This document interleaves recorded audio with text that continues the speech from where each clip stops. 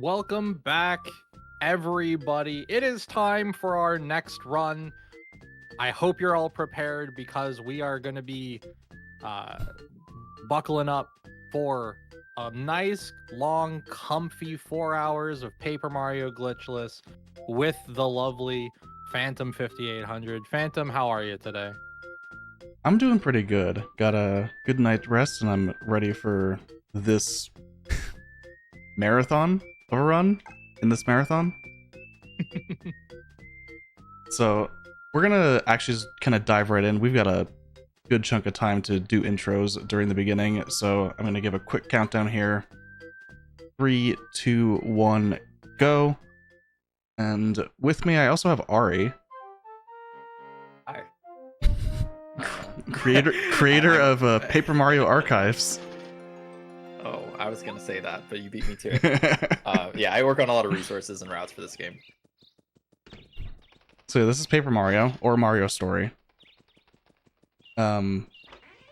Strap in. We've got a bit of cutscene to watch. I am holding the B button. That is the best thing about this game as far as an RPG goes. Wish other games had this, but as far as I know, almost nothing does. Even the sequels remove the ability to hold the B button. It's truly the best thing about this game. Like, it's not close. Now, not to say that like nothing else is good, but it is like the best quality of life feature is just holding the B button for all text, and if you were to mash, it actually goes slower, so Yeah, it's wild that like we're what 20 plus years after this game released, and still games are struggling to do this. Anyways, we've been invited to Peach's castle for a party, so we're headed directly to the top of the castle to see Princess Peach. In this game, you can see Phantom is spinning and jumping at the end of each spin. There's a pretty lengthy like cooldown after the spin, but you can just ignore that by jumping, and it is the fastest way to move. This is one of the other best things about this game. It's very fun to move. Neat. All right, now we get to buckle in for a few minutes. This is going to be a consistent theme throughout most of the first, I don't know, 22 minutes of the game. So, we get a lot of introductions to characters and story, and Bowser's castle is apparently just under Peach's. It's a mystery how he manages to kidnap her. As a kid, I never thought about it. I was just like, oh yeah, he just like built it down there. But then when I started thinking, I think he like made it with a star rod. Yeah. Has to be what happened, right? Building a castle under Peach's castle with no one noticing. Yeah, I was just like, I don't know, they just kind of built it. And then now we're in space. Ignore the fact that the window's broken.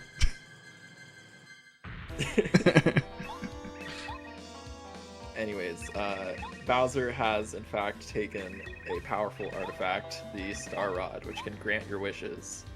And he's decided to kidnap Peach with all that power. So this is the tutorial fight in a sense. One of a few tutorial fights, I guess, is the the better way of describing it. And just like all of the other ones, you can mash A. Yep. One thing about mashing A here, we have something called quick jumps. So there is actually inputs happening that do matter and do save time. Yeah. Yeah, it's not just like clicking the action command. You can see when Mario goes to jump, he like walks forward a few steps and then crouches and jumps. You won't see the crouch for very long because of the quick jump. If you press A while Mario is crouching, he immediately jumps instead of like powering up there for a little bit. Yeah, and we'll be doing that throughout the entire game. Yeah, since we don't have action commands yet, which we'll explain when we get to them. Right now, it's just you can just mash A, but later on, Phantom will be timing the A press. Yeah, if One of you those things the game. if you try and go too late on a quick jump and then you just eat your action command, it feels not good. Yep. It's also one of those things the game just never tells you about. Yeah, it is a very. I mean, it's not hidden in the sense that we know about it, but it is. The game doesn't tell you that you can cancel the jump squat animation, because why would it? Yeah, I've heard of runners like getting pretty decent times before they ever find out about this, and then learning about it and saving like a minute for free. Yeah, because it's Maybe a minute is a lot, but well, I think it it's does add like a maximum of 10 frames every single jump action you do, and you do a lot of jumping. yeah, jump is a very common action in this game, especially in Glitchless. Yeah. Especially compared to the hammer that we use. Let me count on my fingers. You can count it on one hand, I just don't know how many it actually is. You power quake 5 times. Yes. Does this route use the hammer on the first Junior Troopa? Or the No. Chapter 1 Junior Troopa? Okay, It does not. Yeah, it really is just... 3 power quakes. No, 2 power quakes in the jungle, 2 on moles, and then 1 in chapter 8. Yeah. So the hammer is mostly decoration. Yeah. And it's never even just like the base hammer, it is specifically power quake every single time. Yeah. Very strong badge. We'll talk about it when we get to it.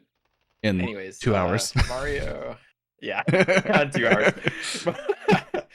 Mario's been thrown out of Peach's castle and has been found by Goombaria. Unclear whether he has, if he is still alive. I interpreted this as like Eldstar and the rest of the Star Spirits giving Mario their power to like revive him, but I don't know, maybe he was just alive and they were just giving him a little boost. Yeah, unsure on the Unclear. on the exact details. I haven't read this text in 25 years, so yeah. You may notice that we are on Mario Story, the Japanese version of Paper Mario, and that is because Japanese is a very what's the word? Their characters compared to English characters like represent more sound, so they're more compact. There we go, more compact. So the text is a lot faster. It's estimated at a couple minutes, I think. yeah. Also, when they released this game in North America and subsequently Europe, not only is the text itself longer due to characters, but it scrolls slower. The Japanese version scrolls text the fastest, on top of having shorter characters. This is mostly relevant for the IQ version, the Chinese release of Paper Mario, because it is based on the North American release. And it is slower, even though the text is shorter. It scrolls at the North American speed, so it ends up being multiple minutes slower than Japanese anyway. Yeah, they likely did this because of like the North American version is kind of like a 1.1. It has a few things patched. Yeah. Not sure that comes up for Glitchless at all. It does when you first strike the putrids. Ah, yeah. That one. there is a workaround, but it is yeah, mostly unchanged.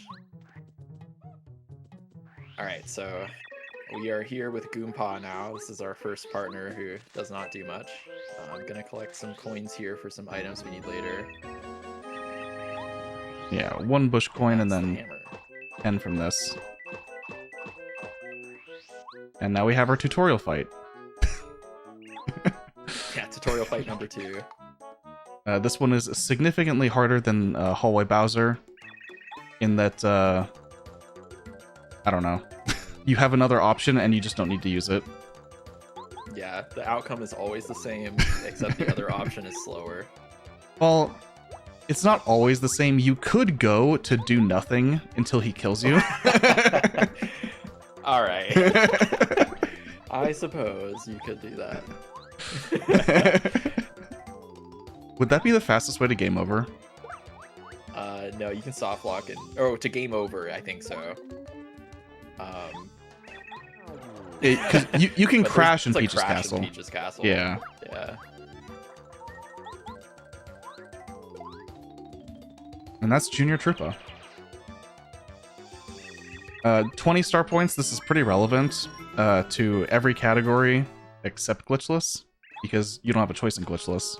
But in other categories, those 20 star points are pretty important, especially considering the fastest way to do things like any percent or all cards is to skip Junior and then make up the experience elsewhere.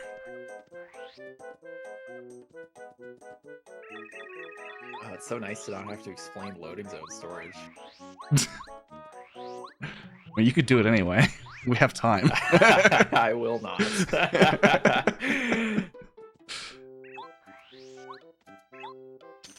All right. Let's just say this game has a lot of glitches. The Goomba with the blue hat is... he exists, I guess. How many times does he attack in this category?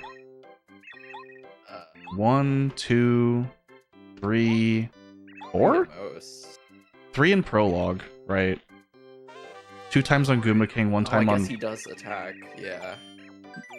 He attacks Magikoopa. No? Or No, wait, he this doesn't. category? Nope, he does Oh, nothing. Okay. In some categories he does, I guess not this one.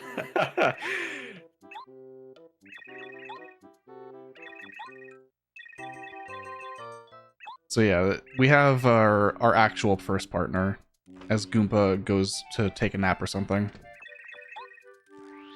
I also skipped a tutorial about equipping badges. Yeah. I didn't really bring that up at all, but... Yeah. So a little optimization there. Power Jump is an incredibly powerful badge. We are going to want it, so we equip it before we leave. If you do not do this, then Goom Papa at the gate will actually say, hey, you didn't put the badge on. And that is slow. These are the flavored Goombas, as many people call them. I don't know why they are red and blue, but they are. It's never explained. There are no other instances of colored Goombas. Yeah. Flavored Goombas. The blue one has 6 HP, the red one has 7. Yep, so we have Goombario hit that red one for the 1 extra damage, and then have Goombario do nothing. Now they both have 3 HP left, and we can use the Fire Flower to quickly finish them. Yep. And this is kind of important because if we were to defeat one before the other, there is actually extra dialogue about, oh, you killed my brother or something. Yep. Another situation where we do things in a specific order to avoid some extra pesky text. And then we leave that fight at 1 HP, so we do really have to heal. There's no way around that one. Yep. Got another fight coming up. And this is the Goomba King. He has 2 attacks that he can do in turn 1. He has a 60% chance to shake the tree and drop a Goomnut on Mario's head, and a 40% chance to walk over to Mario slowly and kick him in the face. The nut saves 7 frames. Yep, so we are always hoping for the nut. Why do we call this a nut? It doesn't look at all like the Goom Nut that you can actually pick up. It's still I'm pretty sure this is a Goomnut tree, technically.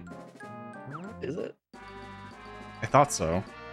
It's just part of like the zeitgeist. It's just what we say. I don't know.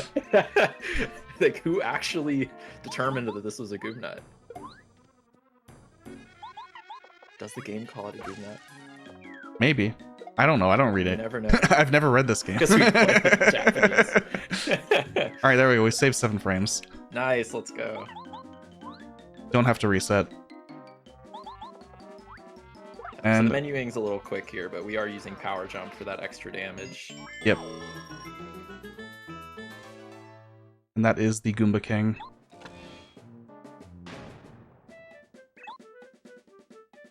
And now... Like 6 minutes of nothing.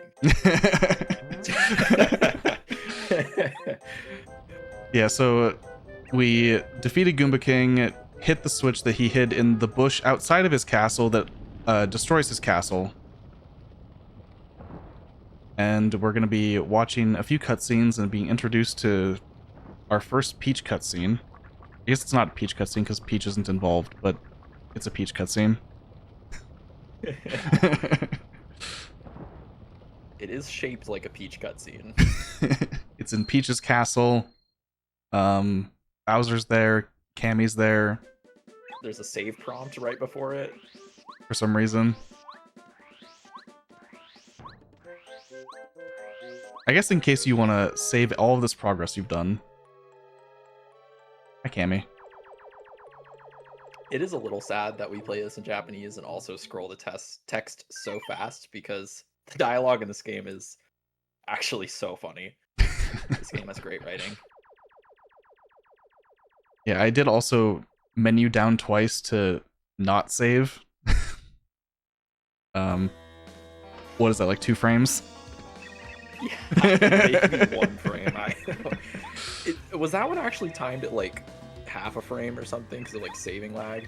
I don't know. I know I don't know. it is actually technically faster on N64. I think on like VC it doesn't matter because it's slower to menu than it is to like save on VC. But we don't play this game on VC. We play this on an actual Nintendo 64. Yeah, it is not the fastest console, but it is the console that is most respectful to you. Yeah. We can talk about the VC differences. Yeah, Wii VC has some lag issues. There's certain areas in the game, specifically like Chapter 4 is a big offender of this, and also the final Bowser fight is another big offender. Yeah. But yeah, like if you watch it side by side with N64, it is chugging so hard. Yeah, and Wii VC, the way that it makes up for lag is it actually skips frames. So yeah, this can happen like in fights when you're trying to do an action command which requires like precise timing, and it can even skip the frames that you need to press and just cause you to fail. Yep. For no reason. It can make your action commands just impossible sometimes. So we don't play on Wii VC. People used to play on Wii VC. It is pretty uncommon to see Wii VC players. There are a few out there. Usually for like any percent. Where they don't have to go to Chapter 4. Yeah, it matters less in that category because they don't go to Chapter 4, yeah. And then there's Wii U, which is, I think, possibly still the fastest version.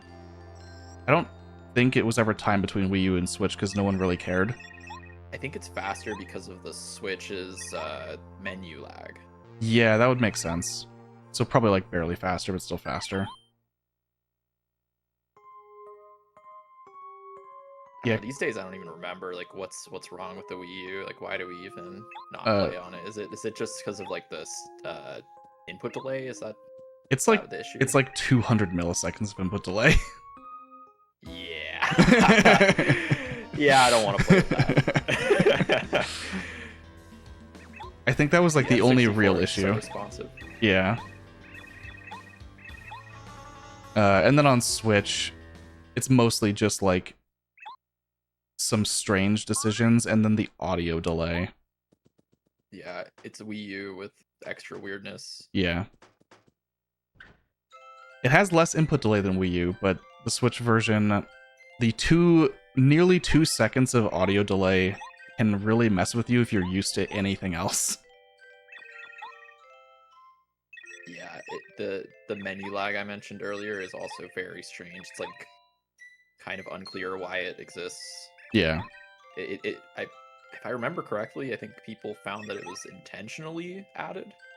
It wasn't like a... I think so. And for some reason, the US NSO app has Lava Piranha lag added as well. Yeah, But the very, very strange. Yeah, we are about to get action commands. That lucky star technically doesn't do anything. We actually already have action commands by leaving that cutscene, but we're gonna get an item anyway. We Wait, also is that true? yeah. I never knew that. Yeah, action commands Well, are I know. While we're getting action commands from this little fella, would now be an okay time to pop in with a donation? yeah, this is perfect. Excellent. So, we received a $44 anonymous donation with the comment, "What game is it where they put ketchup on the disc to make it go fast?" And I'm not sure. I think it's Bikini So maybe if you Battle for Bikini Bottom. Battle for Bikini Bottom. Okay.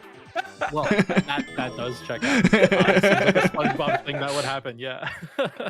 And that went to our target, which is the all animal stars in Super Mario 64, and also they put that towards the choose a character incentive for Mario Kart World for cow. So this person knows what they're doing. If you would like to try to influence which character we're playing in Super Mario or in Mario Kart World specifically, definitely get your donations in now. And thank you, kind masked donator. Yeah, so we have action commands now. As you can tell by power jump doing 4 damage instead of 3. And these are the evil toads, I guess. They won't let us leave town.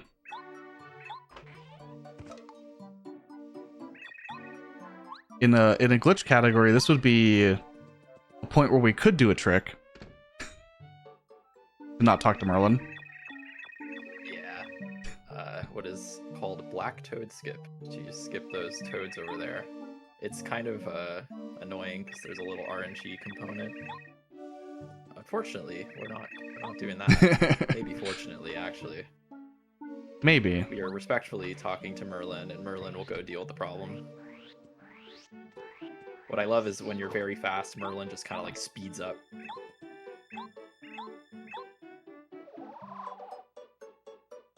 And oh no! Who could have seen this? They weren't toads the entire time. And with that, we are finally free from prologue and entering chapter 1. Let's go. Okay. Now that the game has actually begun, we will be picking up an item here. You want to talk about what that item does? Yeah, this is a very evil item called the Fright Jar. Basically, when you use this item, it makes enemies flee from battle.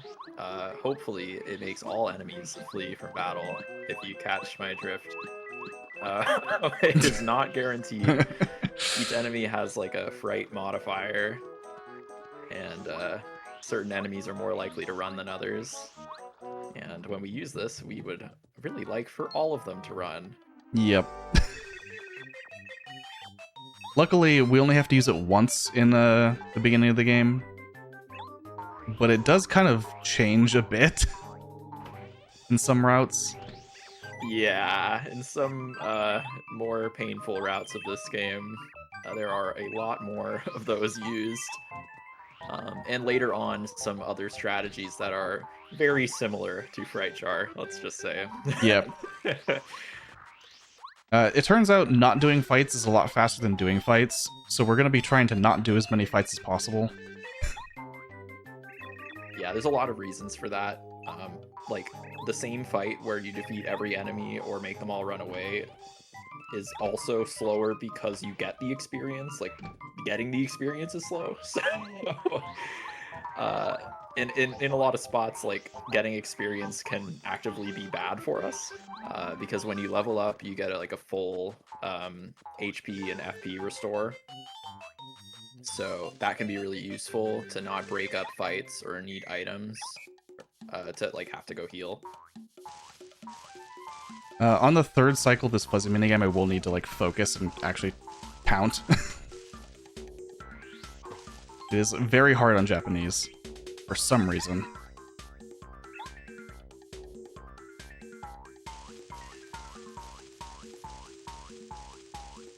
Maybe we will get the incredible 2-1-1 here. See, we've already gotten 2 and 1.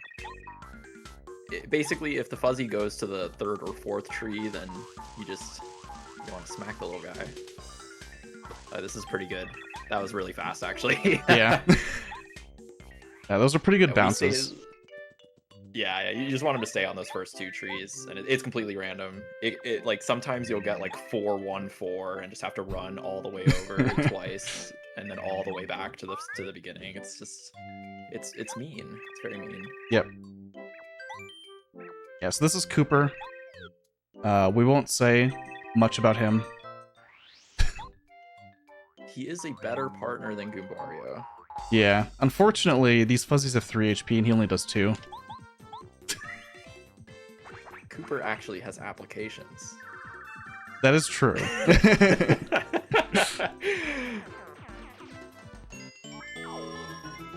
Cooper. There's also some fun glitches that involve Cooper, so that's another plus for Cooper.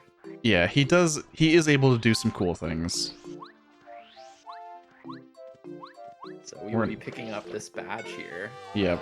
This is HP plus. Is this one a safety strat in this route? It is literally only equipped for Bowser. Yeah, okay. Yeah, it's for the safe Bowser fight. Typically, it's not good for us to have a lot of HP, so getting this badge allows us to only have more HP when we actually want it. Yep. We will explain why it's not good for us to have a lot of HP when we get Mega Rush in like 2 hours. It's like an hour. Okay. Yeah, we're making our way to the first dungeon of the game. This is another useful item. The Thunderbolt deals 5 damage to an enemy. Also a pretty fast animation. That was a little suspicious. Yeah. That guy is known for causing some trouble. I was a little weirded out by him being that far to the right and not noticing me. Yeah, a lot of these enemies that cause trouble we have names for, but that one we actually have not respected enough to give a name. That is just Bridge Paratroopa. Yeah, some characters or NPCs and enemies have names, but not as many as I'm used to at this point. Yeah, we won't. Oh, do you do outpost jump? Actually, No. Okay, so we won't have to deal with Tanner. We'll point out Tanner. Yeah, we'll point fingers at Tanner. And I'll explain outpost jump even if you're not doing it because it's interesting. Yeah. It saves a few seconds. FP here. Yep, FP is awesome. It enables us to use powerful attacks. We will be upgrading a lot of FP and a lot of BP. Badges are very strong. BP gives us more badges, so those will be our 2 main stats. Yep. And Once speaking again, of badges, not important. Yeah. Okay. Well, this one little pink shoe here is power bounce, which is perhaps the biggest mistake in this game. biggest mistake. Am I wrong though? I mean, on its own, it's not that big of a deal. That's true. There are some other badges that causes it to spiral out of control, if you will. Basically, power bounce, it lets you just keep jumping on the enemy as long as you hit the action command, and the timing does shrink the more bounces you get. So it gets harder, but you know, for gamers like Phantom, that's not an issue. Ideally. Yeah, we'll see what happens on Blooper, but yeah, each enemy has a like a modifier for how many bounces the game will actually allow until it decides, nope, you're done power bouncing. And It is random, so like the modifier that each enemy has just affects like how likely you are to get a specific cap. We won't have to deal with this for a little bit because Power Bounce is one of those badges that isn't that powerful until you combine it with some other badges. Yep. We'll just be holding on to it for now, but it will come back later. We did some shopping in Koopa Village. I didn't really point that out at all, but this is kind of why. Hello, sir. Yeah. Trolled. Yeah. Yeah, this is the Fright Jar fight. There are variations in the route if one of them does not flee, or both of them does not flee if you're having a really bad day. You're pretty likely to have one or both of them flee. But, yeah, of course, very likely. Pretty likely is not good enough. There's a 1% chance that they both just sit there and don't care. Usually that is when the controller hits the desk and the power button is smashed. Yeah, you lose like 25-30 seconds for that. Just not worth it. Yep. So here we're going to see Phantom do some jumps over these fire bars. If you jump over these 10 times successfully, they will release a bunch of coins. We are in good need of money because there are some very powerful things that we will pick up after Chapter 1. Using this money. Wow, that was a terrible coin toss. Yeah, it was. Like everything, of course, it is random where these coins land. So sometimes you'll just get them like perfectly in a line in the direction that you're headed, and then sometimes they'll just go everywhere, and you just have to run around picking them up. Yeah, this route I'm doing is coin perfect, so... Yep, no room for error. Yeah, I cannot miss a coin there.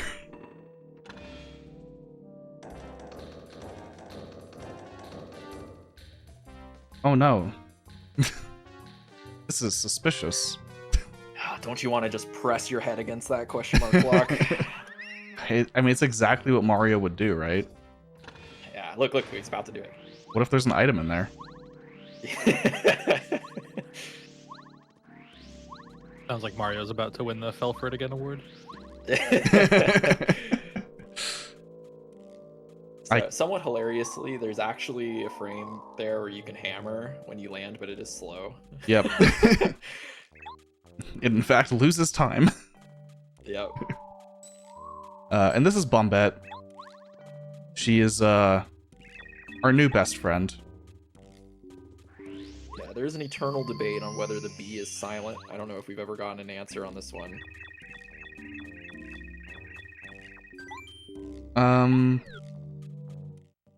I mean, I just say Bombette, so yeah, I don't know. Yeah, yeah, I'm one of the Bombette sayers, so. If you have an opinion on whether it's Bombette or Bombette, you should let us know with a donation to save the children. True. And, well, goodbye for 1 second, Bombette. Yeah, you may have noticed Phantom like turning to face a specific direction while Bombette was blowing up that wall, and that's actually makes it a little faster. Yep, it saves 1 frame. Yeah, because Mario doesn't turn around to talk to her.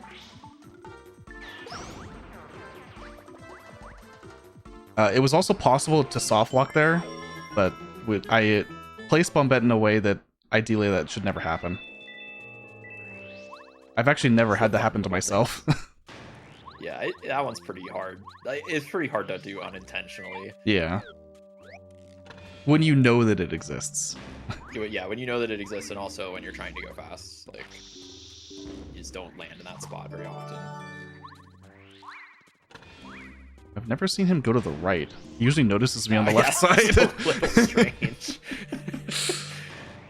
Enemies, of course, like everything else, are random and where they originally stand when you enter the room. So every enemy is specially placed for your specific happiness. All right.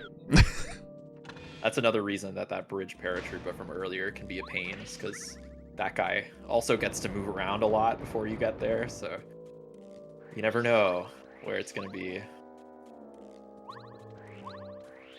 Oh yeah, I should talk about pie jumps. These are pie jumps. There is a little bit of space that you can actually jump around these things. It's pretty precise. You can like tell when you're in the right position because the camera zooms out a little bit. Yeah, And then after that, it's just like jumping left, basically. But yeah, that skips using Cooper, what, 2 times? I think it's 2, yeah. 2 times to make those things go away, and then pass the gap, and then make them go away again, or maybe 3 times. I don't remember. It saves a good amount of time. Yeah, it saves a lot of time, but it also is one of those tricks that like if you fail it, goodbye 1 minute. So you have to run all the way back up there. It's usually just a reset. Yeah. Falling from there loses at minimum 45 seconds. But realistically, you should be practiced enough at it that you don't ever really have an issue. Maybe it's like slower, but we will be first striking some cannons up here with Bombette. Yeah, so Bombette is a very powerful partner. She's like the first, I think, truly great partner that we get. Yeah. She's really strong. But what's really cool about her is that her attack that uses FP, I think it's literally just called Bomb. It does like a lot of damage, and you can use it in the field. So like most of the partners have a field ability. Gumbario doesn't have a useful one. But Cooper has that shell toss, and Bombette has this bomb attack here, and that like uses her skill that requires FP for free when you use it in the field. Yeah, and it does it at full power. Yeah, this attack is really, really strong. I did not get an FP drop.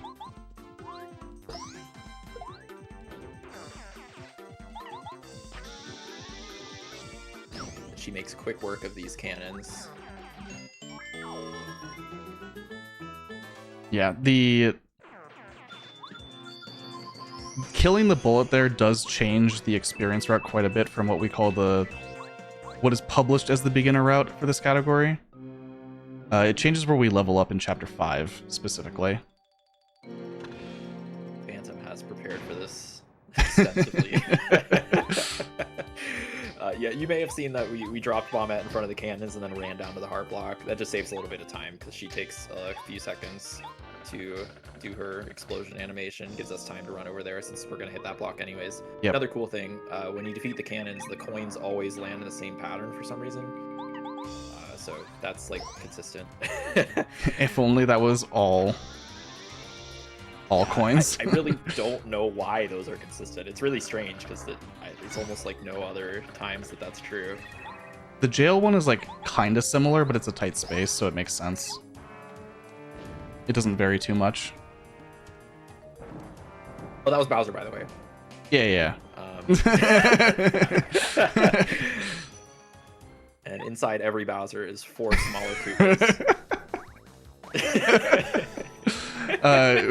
We did this in a specific way, by the way, so that Bombette gets to attack before their turn happens.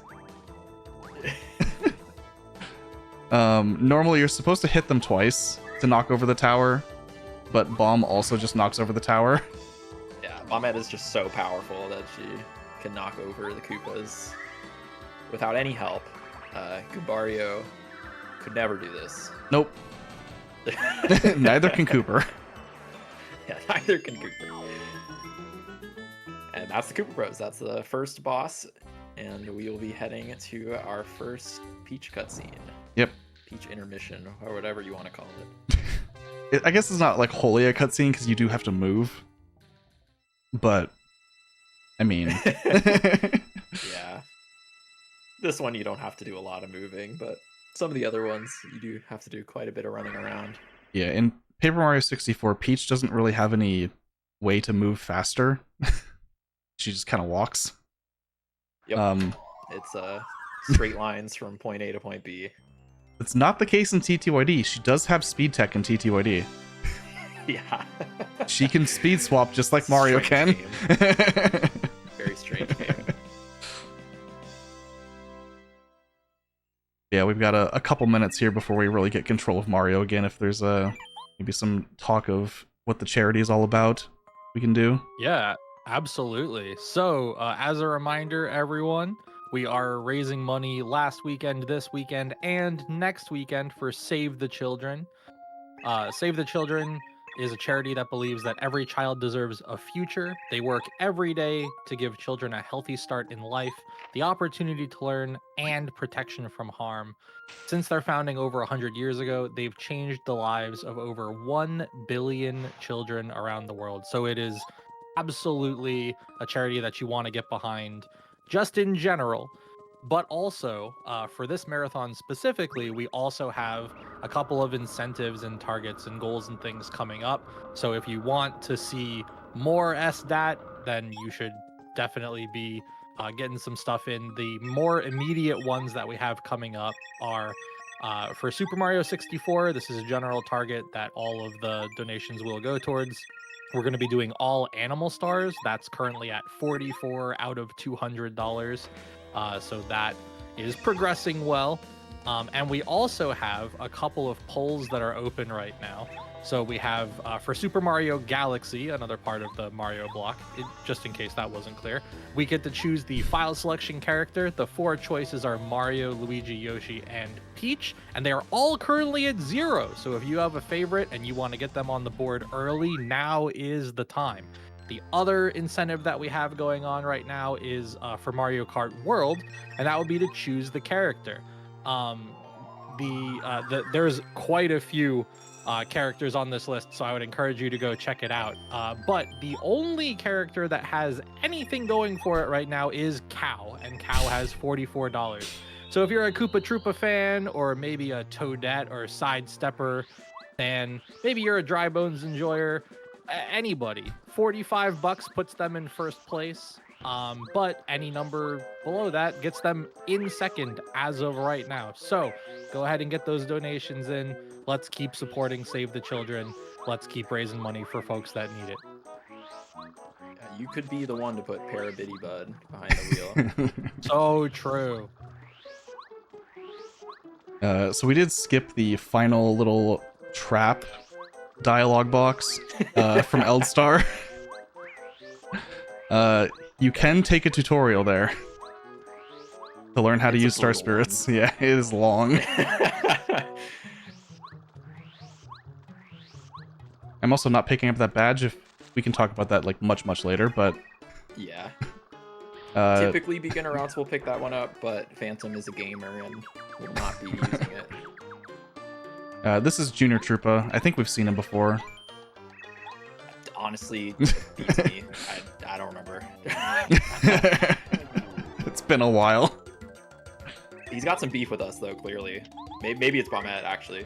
Oh, true. Maybe she was up to no good. Sure has a lot to say. I mean, Bombette does 4 damage to him. That seems pretty rude.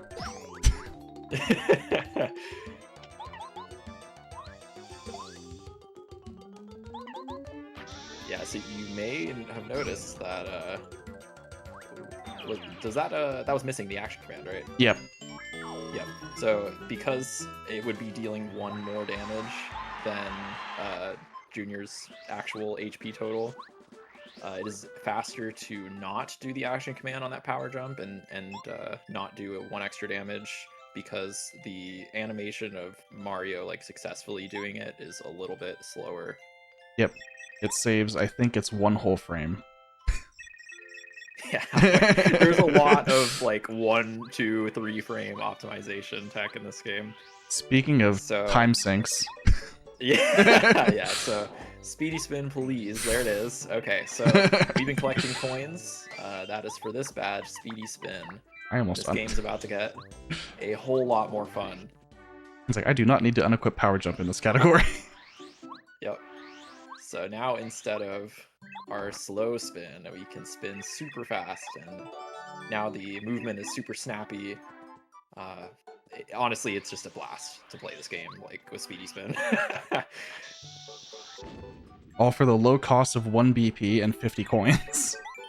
Yeah, like we do a lot of coin collecting in chapter 1 and prologue, and it is just like so incredibly worth it. It makes up for it so quickly. Speedy spin is just so fast. Oh, hello Raiders. The UK SG Marathon raided in with us 162 folks. Welcome in, everybody. Welcome to SDAT 2025. We're raising money for Save the Children.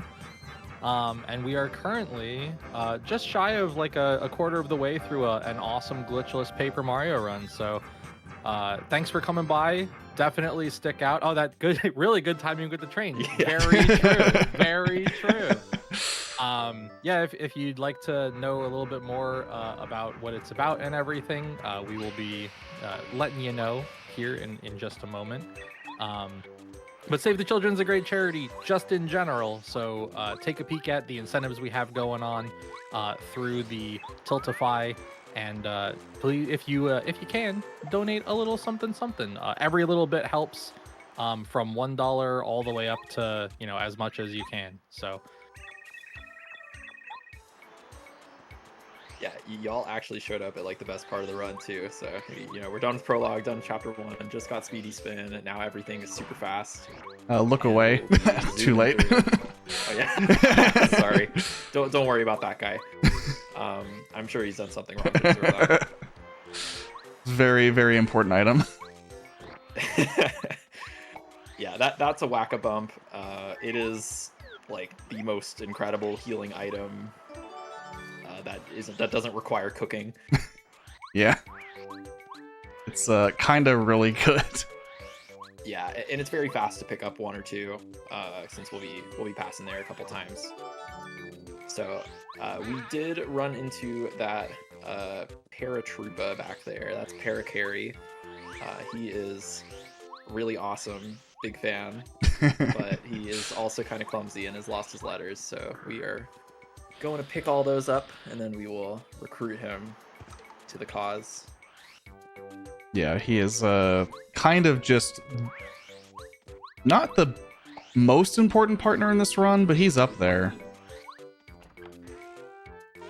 Yeah, it's funny. A lot of categories are no longer getting him due to some developments, but for a long time he was like the partner for combat.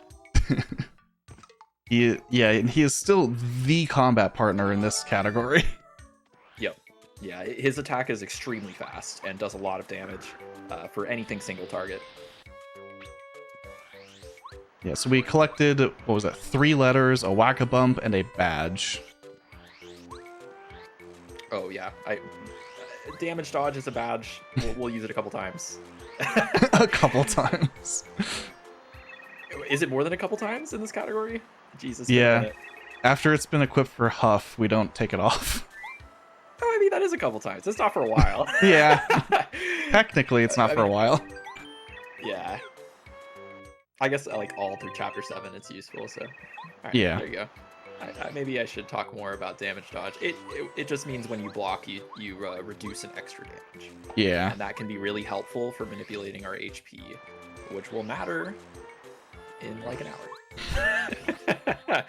We're getting there. But the best part about Speedy Spin, since this is the first time we really have it, Mount Rugged is like built for Speedy Spin. It's so fun. This is like one of the most fun movement sections in the entire game. Basically every legend Totally in Mount Rugged is spaced perfectly that if you do a full spin with Speedy, you will just make it to the next ledge. And then jumping out of it cancels the spin and gets you up to the next step. Yep. This is Buzzar. Thankfully, Buzzar is red-green colorblind, so can't tell the difference between Mario and Luigi. So we just say we're Luigi, and good to go. Yep. We will have to do that again. It's very bad if you say anything else. Yeah, if you say anything else, then Buzzar will fight you. And Buzzar is really strong at this point in the game. Like, really strong. Has a lot of health. 40 HP and disables your partner on turn 1 in a way that you cannot prevent.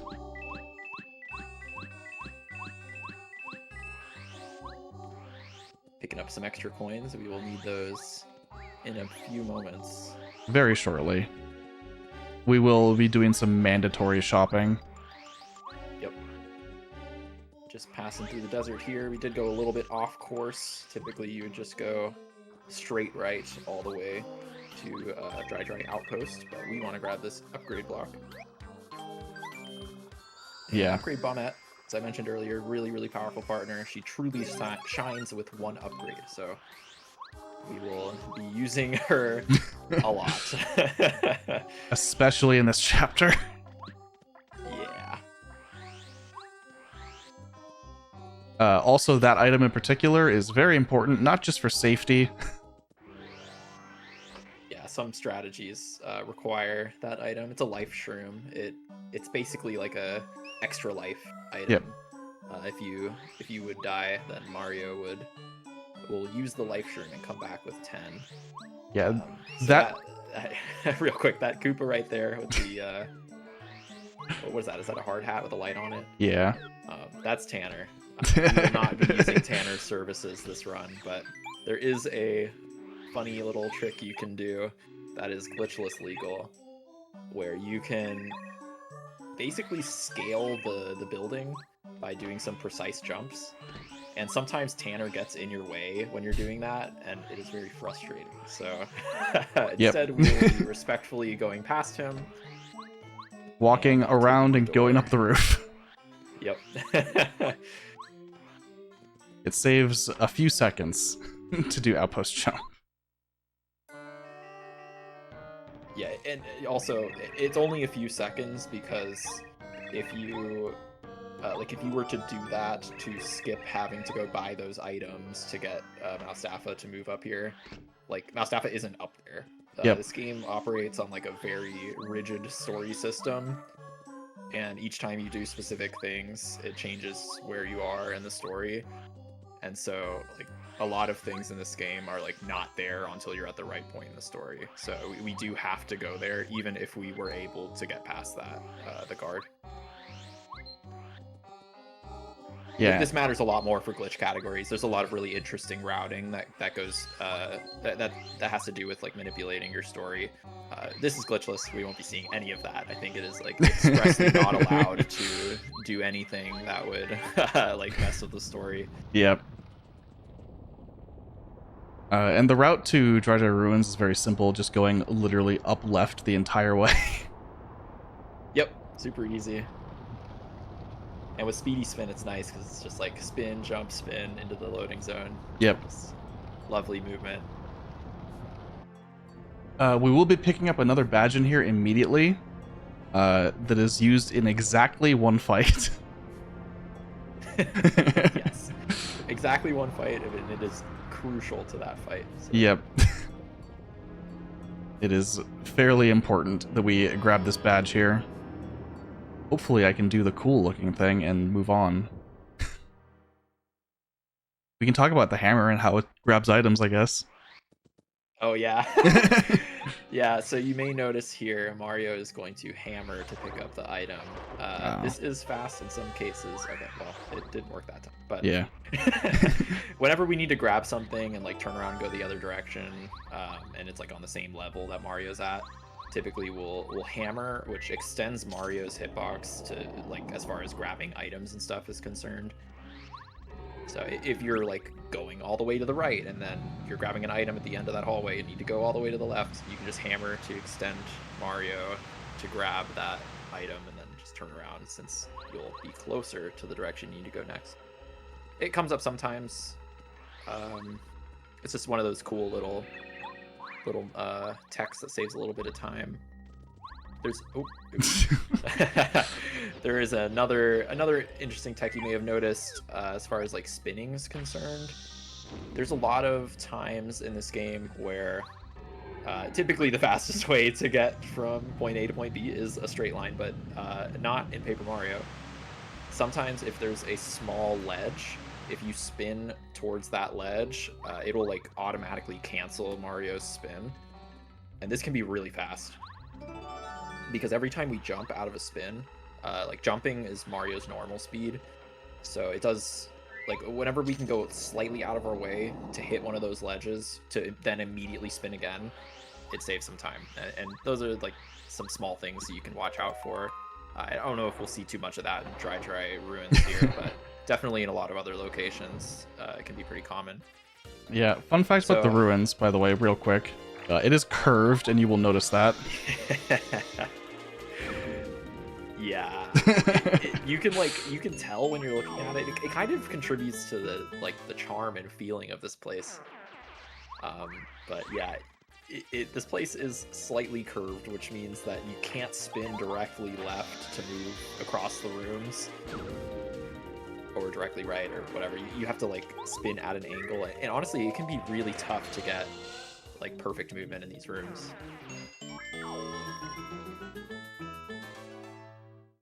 And yep, just gotta defeat these pokies. This is another time where Bombette is very useful since she can use bomb from the field.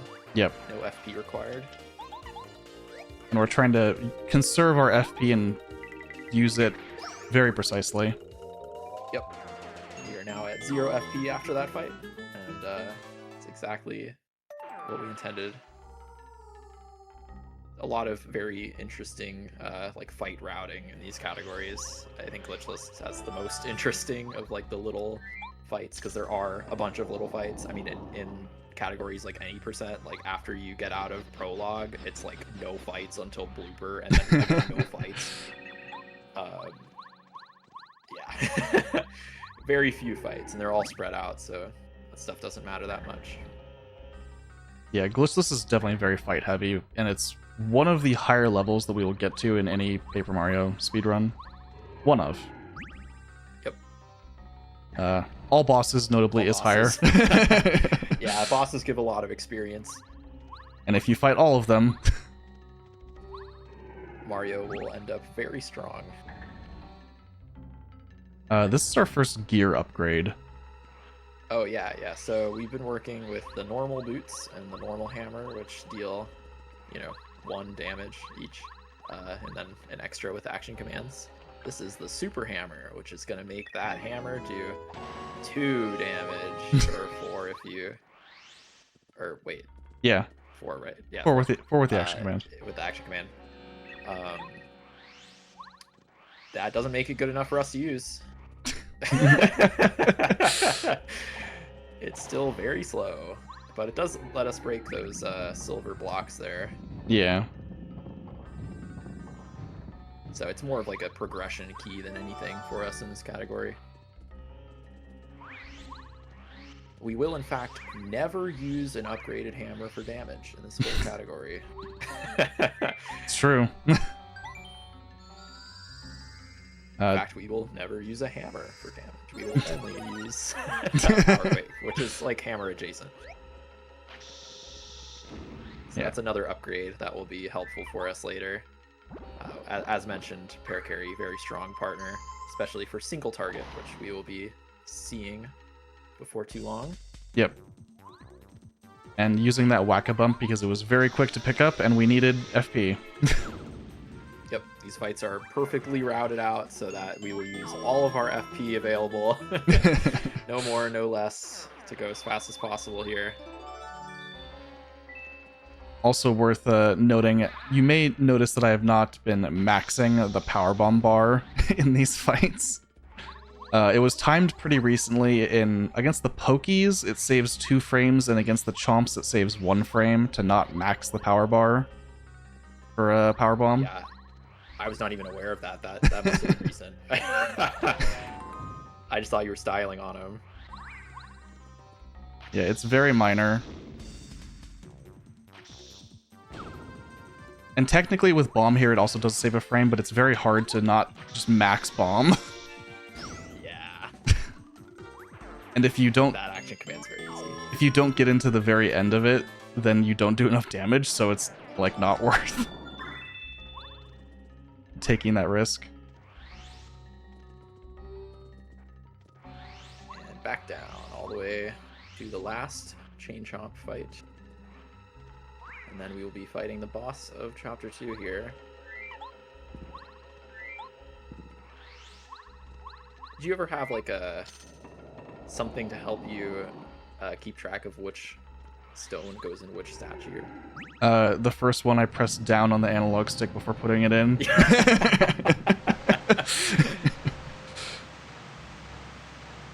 When I go to the first pedestal, I press A and then I press down an A. That's my Yeah, fair enough. Fair enough. I don't know which one's which.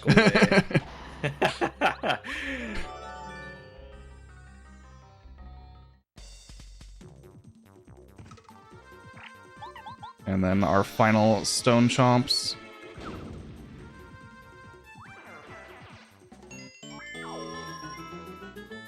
There is a very funny one-frame input that you can do when putting in the lunar stone that I have started going for.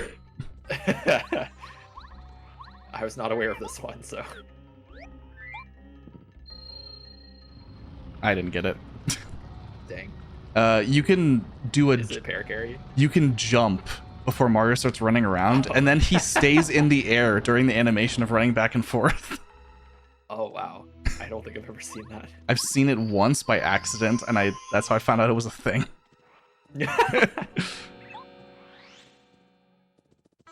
So, swapping to paracarry here in anticipation of this fight.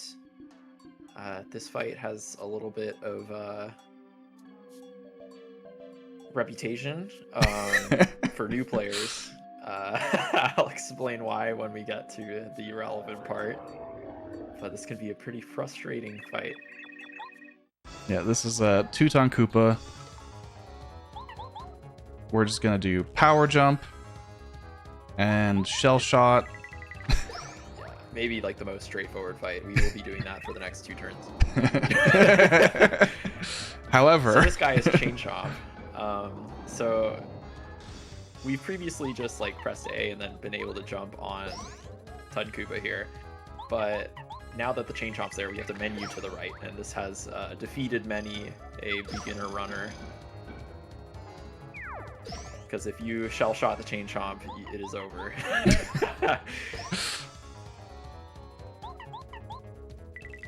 the backup for hitting the Chain Chomp is to block at least 3 of the attacks in this fight, which is very hard, and then use refresh. Yeah, it's not where you want to be.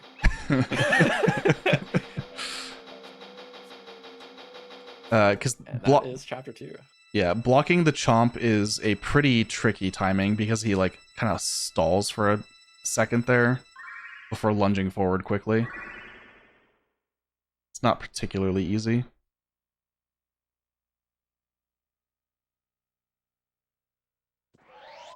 Overall, very fun chapter. Yep. Love chapter 2. And now No we complaints.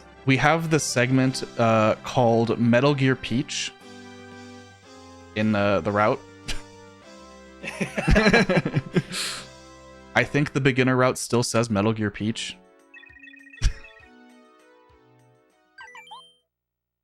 But I forget, is that still Rob Dog's doc? Who knows? Who knows? The thing is, like, these routes are so old that only like small changes have been made. And when you make small changes to your route, you just keep all of the memes that were in there. You know, it's like there's no reason to rewrite the whole thing. So there's ancient memes that are in these routes. Yeah, I don't even think that that there is a written version that does the coin route that I do.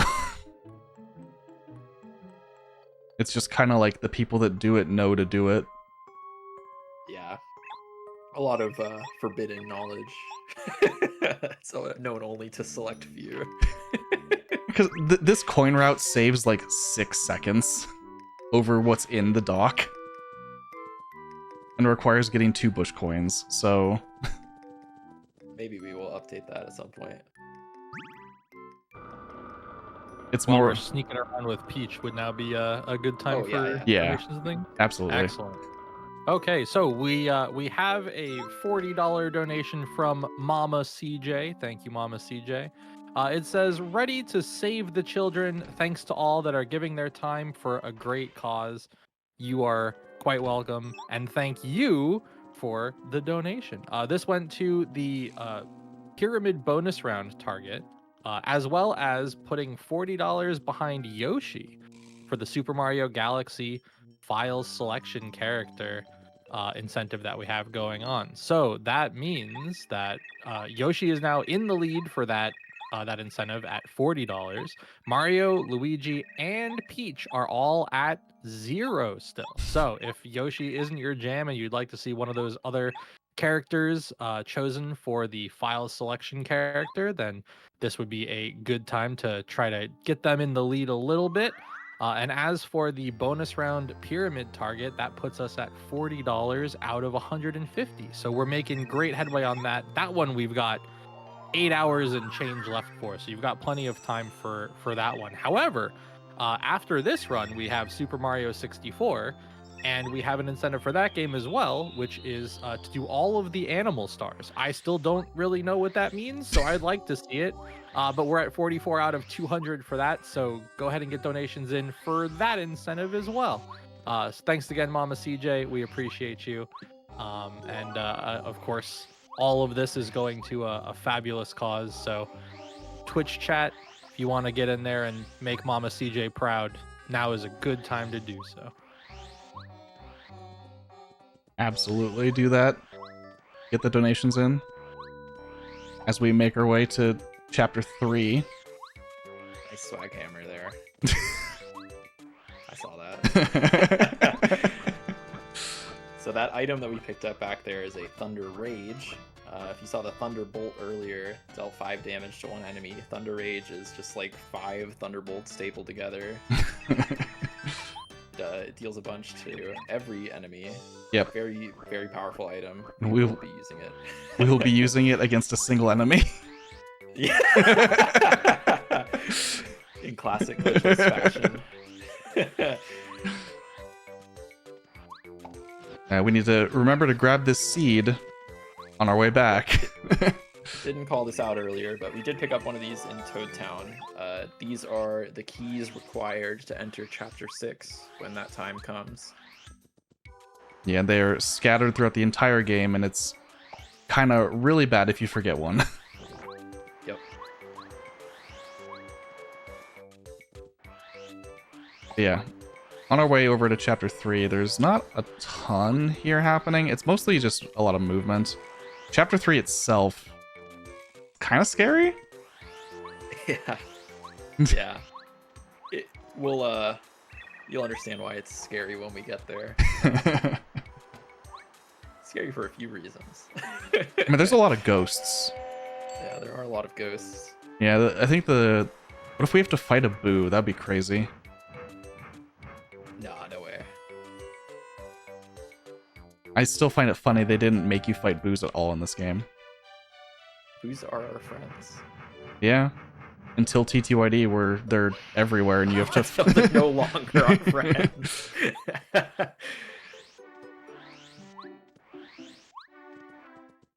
Although Feisty doesn't really like Boos.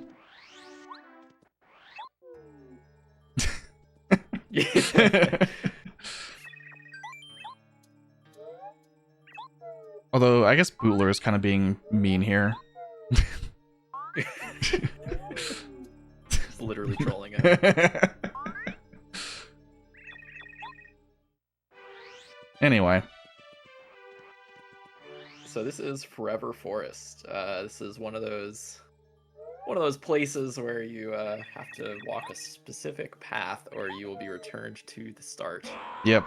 So we will be moving very carefully through here, taking the right path every time. I like how Tubba's just yapping in the silhouette. It's great.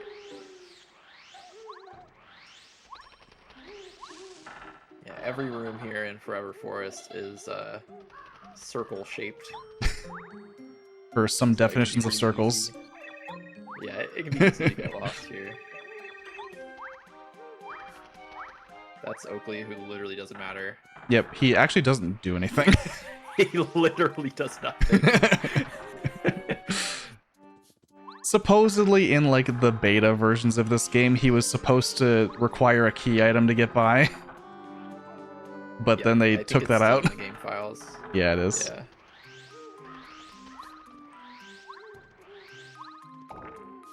This is another one of those bubbles. This Now we have 3 of the 4 seeds required to make it into Chapter 6. Okay. Double checking, I was not paying attention. Yeah, so like the casual way to do this is there's something a little off about the correct path every time. So in that one, it was that the tree had a face. Yep. And in all of these rooms, I'm trying to go at an angle that cancels Mario's spin along the bushes. I got most of them. Although that Yeah, it's fuzzy... like that fuzzy nearly got me. Yeah. Usually the fuzzy like flies into the air at the start. I don't know. Yeah. Just a RNG fuzzy movement. And then this is Boo's Mansion.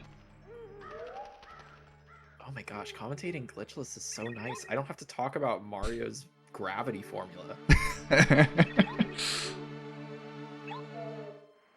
You'd think that this mansion was like dangerous because there's a heart block and a save block and... Yep, there are 0 fights in here. It's just a house. Jump scare. Yeah, did that get anyone?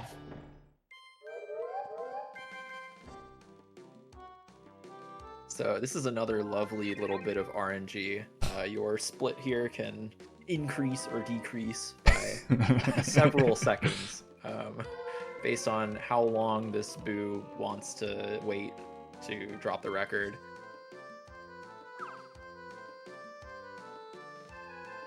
And that was pretty long. Yeah. But it did land right in front of you, so Yeah. it could have been worse. It can always be worse. It can always be worse, yeah. That is not the only minigame in here that we'll have to do. Speaking of more mini games, But the Mario Party 2 run was over. But here we are again. Yeah. we need to rhythmically press the A button to keep the record player going, or this Boo By will rhythmically. not... Yeah, rhythmically we mean like you press it a lot and then stop pressing it and then press it a lot and then stop pressing it. Sometimes that Boo can get you because so he needs to move like into a specific spot before you can like stop playing the record and then go grab the item that he was guarding. But sometimes he can get really, really close to that spot and just stop. And if you stop playing when he's in that spot, he'll just go back and you have to do it all over again. Yep. It happens sometimes. Did not happen this time, thankfully. Now we have another mini game. This one, it can be between 6 and 11 throws, with the initial throw being throw 0. Not counting the throw into the Ring of Boos. Let's see what we get. 1, 2, 3, 4, 5, 6, 7. Okay. That's really good.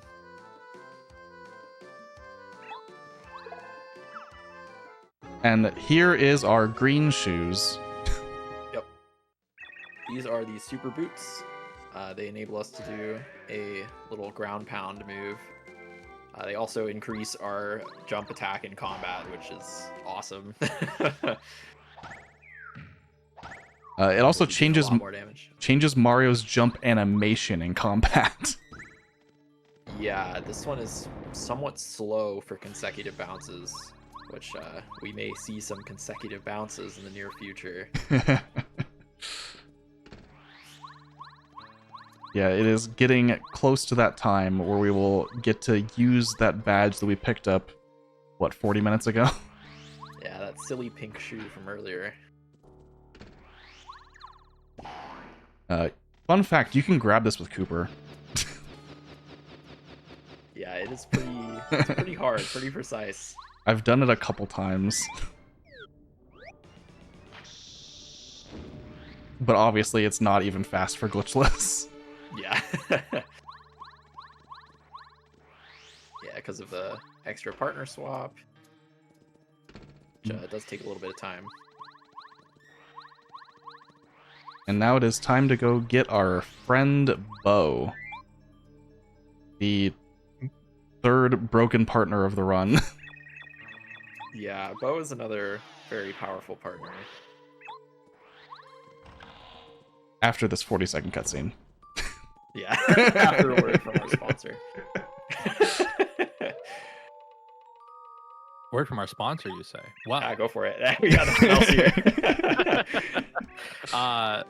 So yes, we are raising money last weekend, this weekend, and next weekend for Save the Children. Save the Children is a charity that is the goal is to make sure that every child worldwide has a future. For the first time in human history, an entire generation has had their education disrupted. In April 2020, over 1.6 billion learners were out of school. When children miss out on education, they can feel the impacts for the rest of their lives. A good quality education helps children reach their full potential. And Save the Children is here to try and make that a reality for as many kids as possible. Yeah, so we've made it to Gusty Gulch. It's another pretty fun movement area. Yeah, there's a lot of little things you can do. It also just has a good vibe, you know? I don't know, I like this place. It's like I could say that about almost every place in this game, but it's like the Southwest of the United States.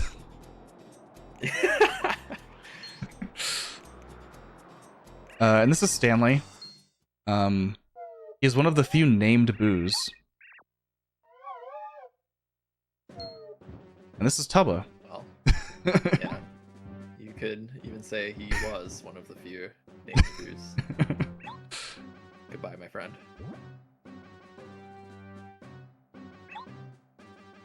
What do you think booze tastes like? That's a dangerous topic. Yeah. I think helium. Helium? Something like that. I did pick up an item there. A repel gel. Yeah, maybe the most broken item in this game, aside from Life Shroom. Like, those two. Yeah.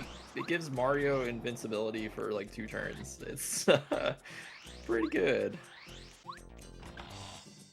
And now we've actually made it to the dungeon.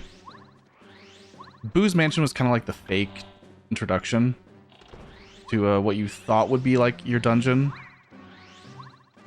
And here we have Tubba's Castle and the Clubbas. I love Clubbas. So, I too love Clubbas. They're so funny. This is...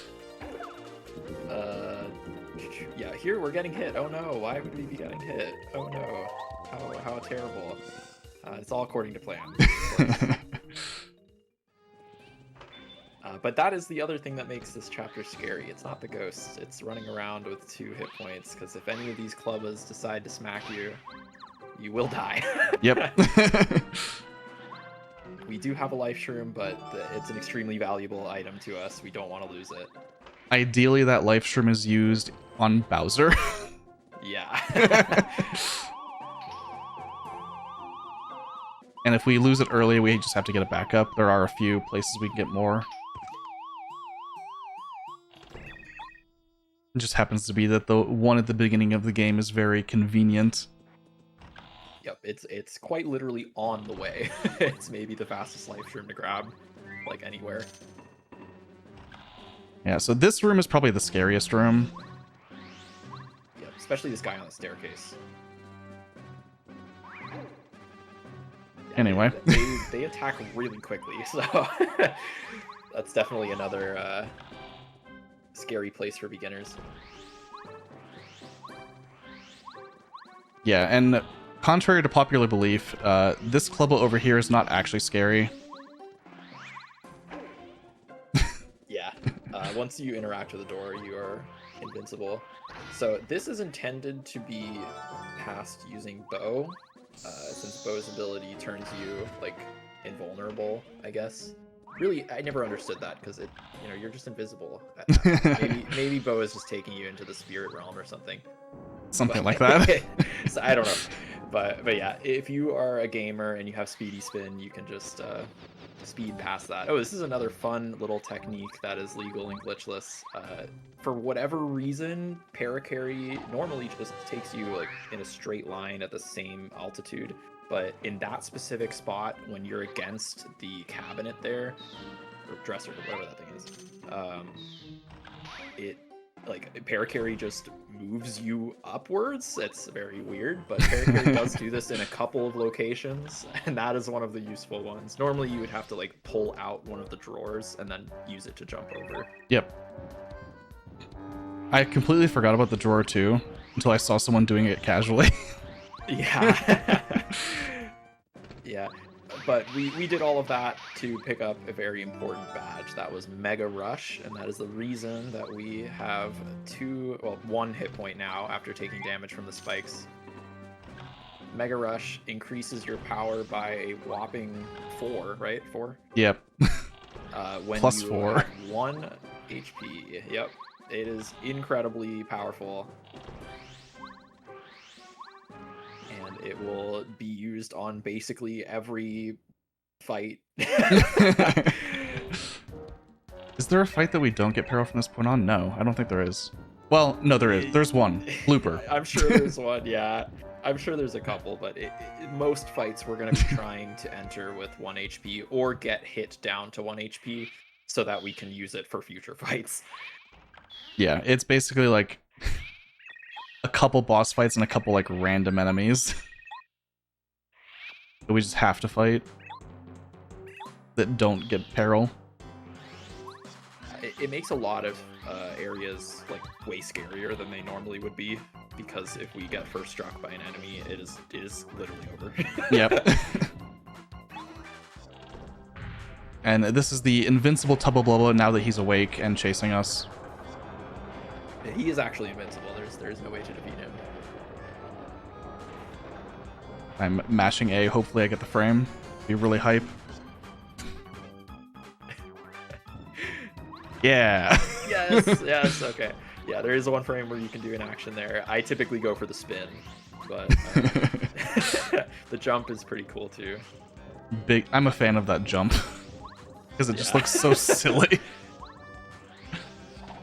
Okay. So that was an instance there. We can talk a little bit about how sometimes doors or other objects will just eat your jump input. Not much else to add. It's annoying. It happens. Yeah, so realizing that it happened and switching to just canceling with a hammer quickly. Yeah, so we are off to find the secret to Tubba Blubba's invincibility here. So here is tech skip. We unfortunately did not get tech skip. My gosh, that was maybe by like a frame. It is completely random with some amount of skill involved. Yeah, like the skill is just getting to that loading zone as fast as possible, and the text box appears randomly, even with the best movement possible. Sometimes it'll catch you. Yeah.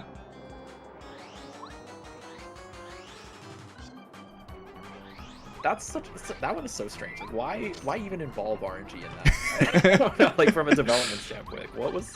I don't know. Are people gonna be doing that section multiple times casually? I don't know. It's just such a strange decision. So these 3 rooms look almost the same, except this 3rd one is a little bit wider. Yep, gotta make room for that sign, you know? So we actually do take off Speedy Spin there. One of the few times that badge will be removed. It will usually be put back on immediately. Yeah, this is Tubba's heart. And I'm going to be going for a high bounce. Yep. So this is power bounce, as mentioned earlier. It allows you to keep bouncing until you miss the action command. There, Phantom intentionally dropped the action command because there's no point in bouncing after that many jumps.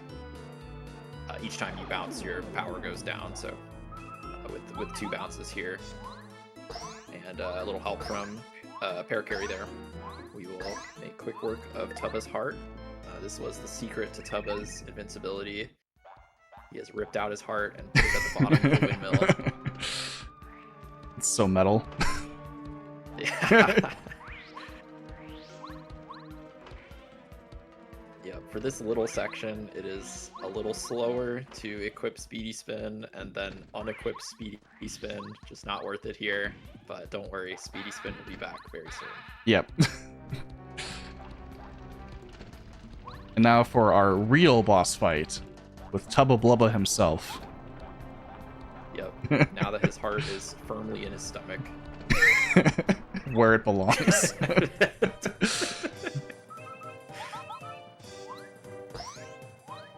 Really tough fight. I was a little worried. Yeah. Thankfully, you know, in a disaster scenario, Parakarry could finish him off. It's true.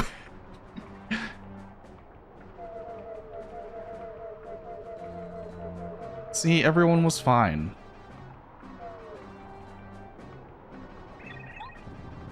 It turns out that Tubba only ate all the booze because he's been bullied his entire life by the booze and he wanted the power to defend himself. And then when he got that power, he decided to eat them. Yep.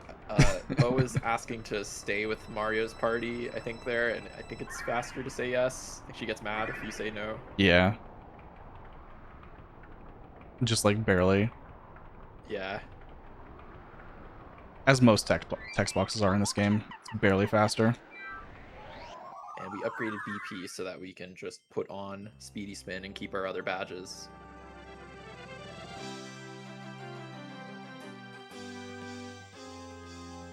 And that's chapter 3. Another very fun chapter.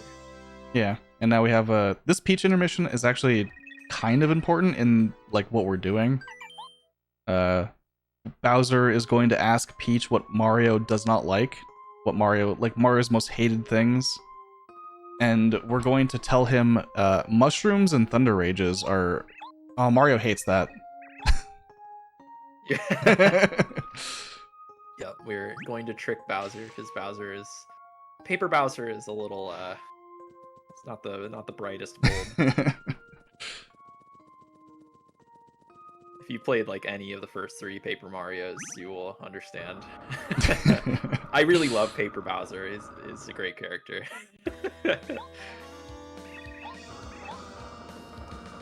Yeah, he is so good. And His now, dialogue in all of the games is really funny. even in Origami King, to be honest. I respectfully have not played Origami King and cannot attest to this. Well, in like the very end of the game, he's complaining to Mario about Junior and raising Junior. Like Bowser Jr.? Yeah. I don't know why. I guess I'm so Paper Mario brained that when you say Junior, I think of Junior Troopa. Like, wow, that's kind of cool. He took in Junior Troopa. No, he talks about like how hard it is to raise a child that has his own like army.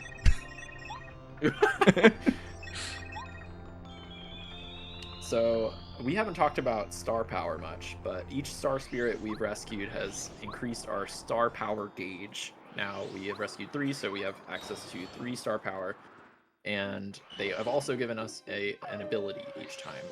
Eldstar gave us Refresh, which restores your HP and FP. I don't think we will ever use that. Ideally not. Amar gave us Lullaby. Lullaby, right? Yeah, it puts enemies to sleep. We also won't use that because that's random and not helpful and very slow. Yep. Geez, what is this? What is the star's name? Is that Clevar? Scholar. Is that Scholar? Yes, thank you. Scholar gave us Starstorm, which is an obscenely overpowered ability. Like it's like the most powerful tool you will have access to for defeating multiple enemies, aside from like Bombette at this point in the game.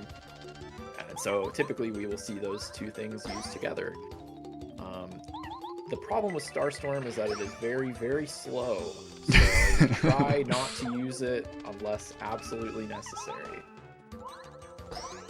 So because we just finished a chapter here, we were restored to full health. And so our first 2 turns, we deal some chip damage to Junior Troopa here. And then once he is very nicely put us into peril, we will take it all out on him and with a nice power bounce. Yeah. And from this point until the end of Chapter 4, we will not be higher than 1 HP. Yep. Makes this chapter a little spooky in some areas. There are a couple of enemies that can first strike you. So we return to Toad Town only to find that Shy Guys are stealing everything and just causing a ruckus as they are prone to doing. But it's okay, because Twink is here to tell us that there's a Star Spirit in Shy Guy's toy box. Yep. So now that Mario has a reason to go beat up the Shy Guys, we can go do that. Yeah, he wouldn't have a reason otherwise. Yeah. If Twink had come back telling him to go to Yoshi's Island, then we would be doing that instead. Just leaving Toad Town like this.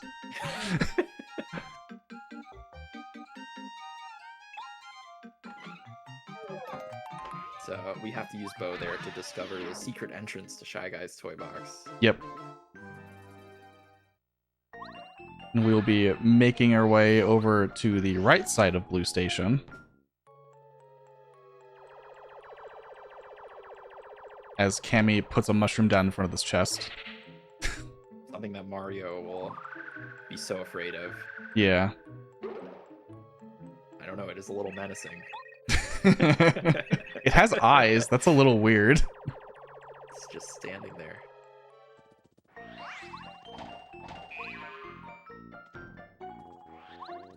So if you're a very risky mega gamer there, you can actually jump across without jumping on the box first.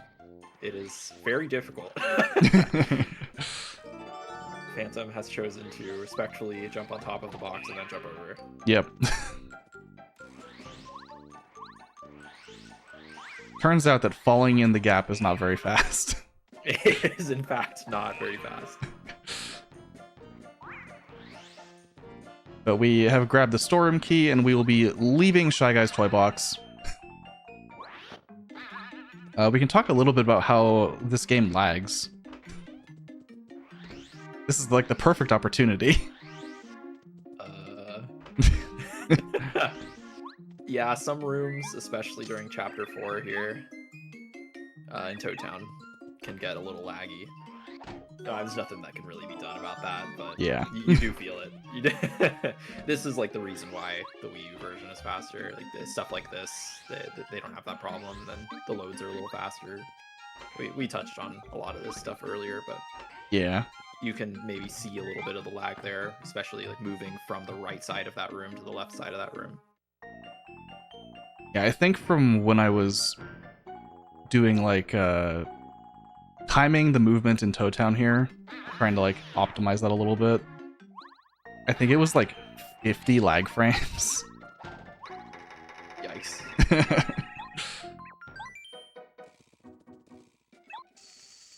So now that we've restored the train, we can head to Pink Station. There's a couple more things for us to do. Yep. I will be trying to do some very particular movement here to ideally not die. Yep, there is an enemy here that can get you. One of the scarier enemies, another one that that has killed many beginners. Yeah, so when landing off of the springs, Mario can't move until the spring is fully depressed, even though, you know, we're nowhere near it anymore.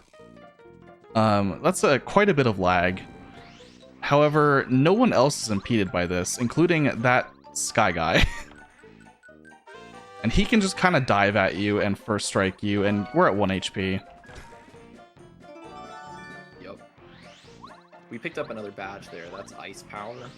That one will be useful in what, one fight? No, one fight. Yeah, one fight. Yep. Just like a spike shield that we picked up in the desert. Just a badge that we use once because it's very fast there, and it's pretty much on the way. So we got the frying pan, and now it's time to leave Shy Guy's toy box. Yep. This chapter has a lot of go in, grab a thing, leave, deliver the thing, go back, grab another thing, so on. Yeah. Casually, we're supposed to do this like one more time, but we won't have to do that. Yep. We'll speak about the code when we get there, but it's basically it's one of those things that's always the same. So on your first casual playthrough, you would figure out what it is, and it doesn't, like, your save file doesn't randomize it. So Yep. So we got the frying pan for Tasty. Now she can fry a slice of cake for us this will be useful later. in like a minute. Yeah. Like, interestingly enough, that cake does not actually count for a recipe either. I guess nothing was I guess since Tasty used her own mysterious recipe. Yeah. So if you're trying Maybe to... thinking, why does this matter? And there's a 100% category where you collect all the recipes, and yeah. Yep. There is a chalkboard in Mario's house that keeps track of all the unique recipes you've done. And getting the cake like that does not count. You have to make it manually. Cake mix.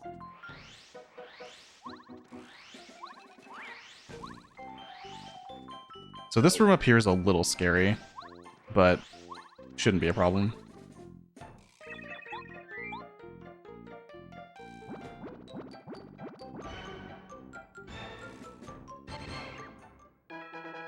So this is Gourmet Guy. We'll see Gourmet Guy another time after this too. Yep. Gourmet Guy loves cake.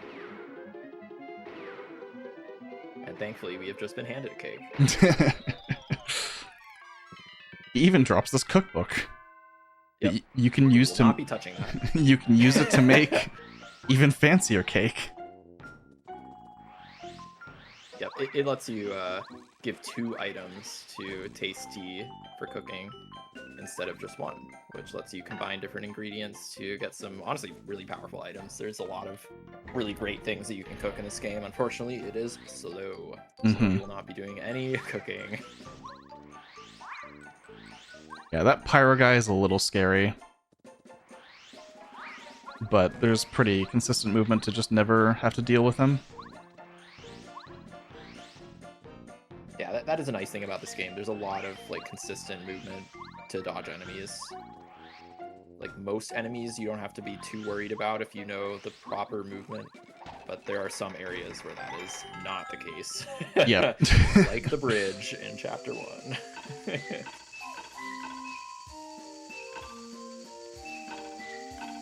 So, Green this Station. is- Yep, at Green Station, this is the area with the code that we mentioned earlier. Normally you would go down one of the paths here and find a dictionary and a note, and you'd have to bring them back to someone in Toad Town who will tell you the code, but it is always the same. We get to just smack all the boxes and get the path to Red Station. So, moving right on to Red Station. Red Station is where things get interesting. Yep. That is the last station. Chapter 4, not very long. We just have a couple fights here and some good movement. Some good movement with RNG involved. Yep. Fingers crossed for this section. It's a little cycle based here, so we'll see if we get lucky. So I gotta go as fast as possible here to try to make the cycle. And also dodge that guy. Okay, Yeah. Did not make the cycle. Didn't look like it was gonna be. It didn't look like it was... possible. Yeah, not even close.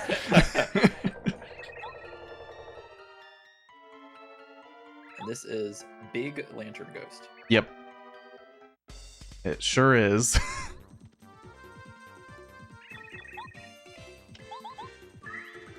And Get this to meet Small Lantern Ghost. this fight is a little particular. So the item we just used is a Volt Shroom. It damages the attacker by 1 when they hit Mario. We are using this to get into peril and also deal a little bit of chip damage to Big Lantern Ghost. Without that chip damage, we would We're need fine. to get some very good caps. Well, not like very good, but it would happen sometimes where you would be unable to defeat Big Lantern Ghost and just lose the run there. It just makes it a lot more consistent when you get that extra 2 points of damage in. Yep. We briefly mentioned power bounce caps. Lantern Ghost can cap you on a 4 bounce. Yep. And we So the only way that we'd have trouble there is if we got 4 capped twice, and that's extremely unlikely. Yep. But without the Volt Shroom, you need to get 2 5 bounces, or like a 7 and a 5. Or a 7 and 4, very rather. Unlikely to work out for you.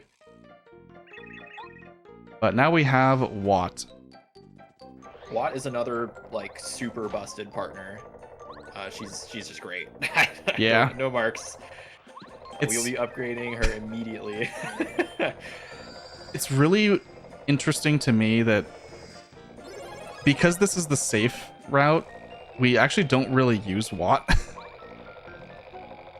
Yeah, that's true. She will get used for this fight. And then in the next fight that we use her in, we don't actually do an attack with her. She just needs to be the active partner. Yeah, that's true. But her abilities are very strong. Like, the more risky your strategies are, the better she gets, because her turbocharge allows Mario to get increased power. And when your strategy relies on one giant power bounce, as the riskiest categories and strategies typically do, that one extra power matters a lot. Yeah. Also, she has a different use for Mega Shock, which, if you're really good at mashing, can paralyze some enemies. Of course, RNG, Mega Shock and Power Shock. She has 2 different abilities that do the same thing. Yep. And we will be using it once in this fight. Yep, here it is super consistent. It works on small enemies, like, with no issues, but when you try to use it on bosses, things, it's not so nice. That was the Shy Guy crowd there. what do they call that? The squad. The squad? The Shy Squad. Shy Squad. And these are the Stilt guys. We entered in peril. Obviously, if we take a hit, it's over. Yep. So high stakes. we do this in such a way that we will never take a hit. Oh yeah, this is that Star Spirit I mentioned earlier. Starstorm here, just the cleanest thing we have right now to deal 7 damage to both of them. And Shy Guys have 7 Conserves our HP. FP. Yep. Yep, the Stilt guys. And this is the Shy Stack. Yeah, another great enemy type. These ones do have a lot of health, so we can't. It would not be ideal to Starstorm these. We'll have to take them out one by one. Yep. One of the few That's places where it where happens. myself and at least a couple other people don't actually do a quick jump. Yeah, it can be very scary to quick jump these guys because they're so close to Mario. The timing is very tight. Quick jumps we mentioned in prologue. It's the skipping of the animation that Mario does when he like crouches right before jumping. If you perfectly A press there, then Mario will jump immediately instead of taking some time. Just one of those spots. It's usually not worth it to potentially miss that action command because you do just die. Oh, we got lightning. This guy has 2 attacks. One of them is slow and one of them is fast. That is the slow one. He is 60% likely to use lightning. Yep. So it's unlikely that he'll give you the fast attack. Yeah, there we go. Lightning twice, slow attack twice. It looked like Mario moisturized up before those lightnings happened. What was going on there? Yeah, that's the repel gel. Very, very powerful item. Gives Mario invulnerability for 2 turns. It's also very hard to get. There's only a few of them in the game. We picked up that one in Chapter 3 and have used it here. Yep. I don't remember that this category is going to use some like in the final fights, right? On Bowser, yeah. Yeah. It's gonna get the one in Chapter 7. Yeah, very, very powerful item. But we have a very long Peach intermission here. A long intermission, you say? It's it's about weird. like 6 minutes or so. Oh goodness. Well, in that case, perhaps it is time for a real life story. Okay, so hello again, chat. We are raising money last weekend, this weekend, and next weekend for Save the Children. It is a charity that is aiming to just give kids around the world a shot when they might not otherwise have one.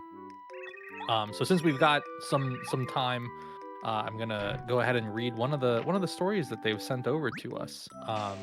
10-year-old Camilla, her parents and 3 siblings left Venezuela 2 years ago to live in Colombia after her father lost his leg in a car accident.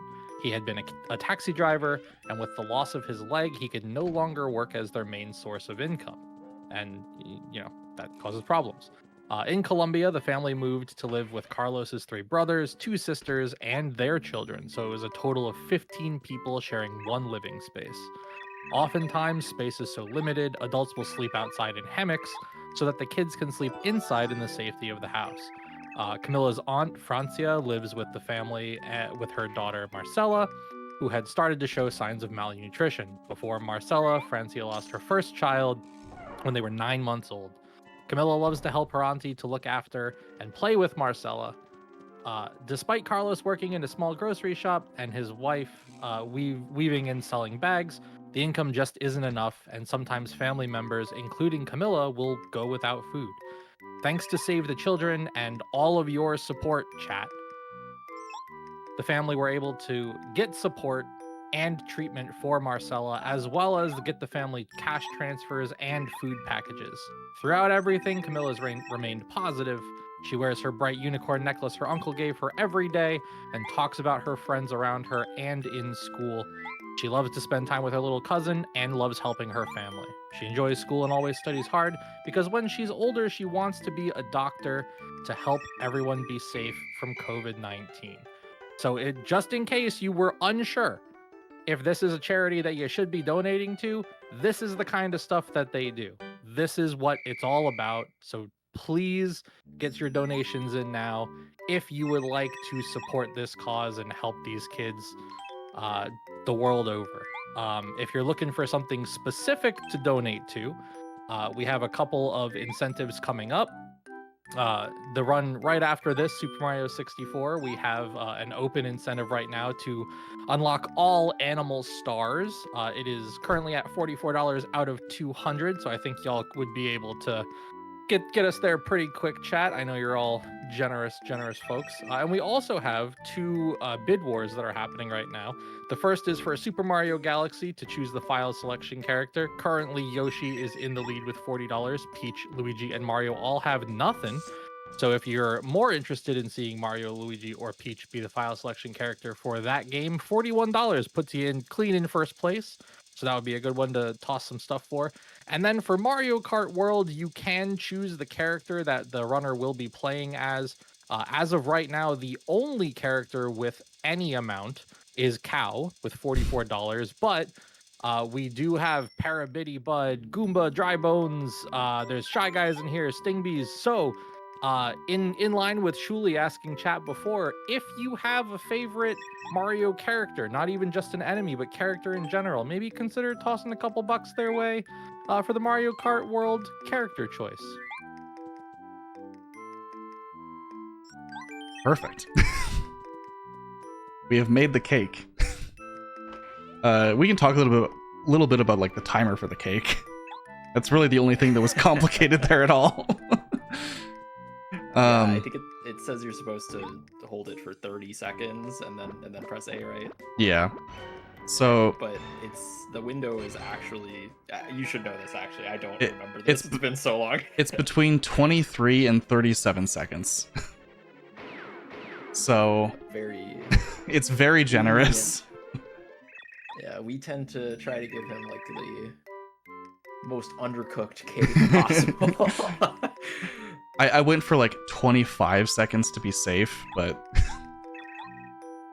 just like yeah, if you fail that, it is really slow. Yeah. really slow. But yeah, that was our Chapter 4 Peach intermission, which is exclusive to the Glitchless category. No other category will ever see this cutscene. Yeah, not unless you make some really big mistakes.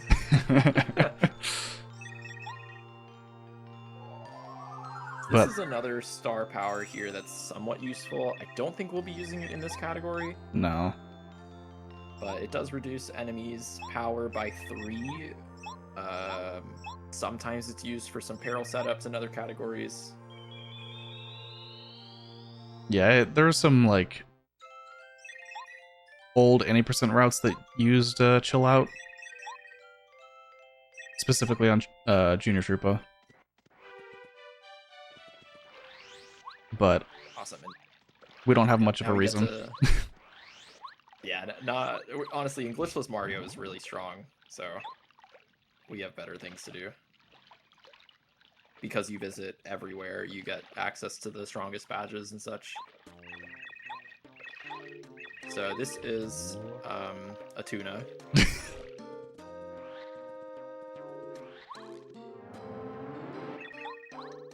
Nice. Nice. Okay, that's what we call early Fuzzipede.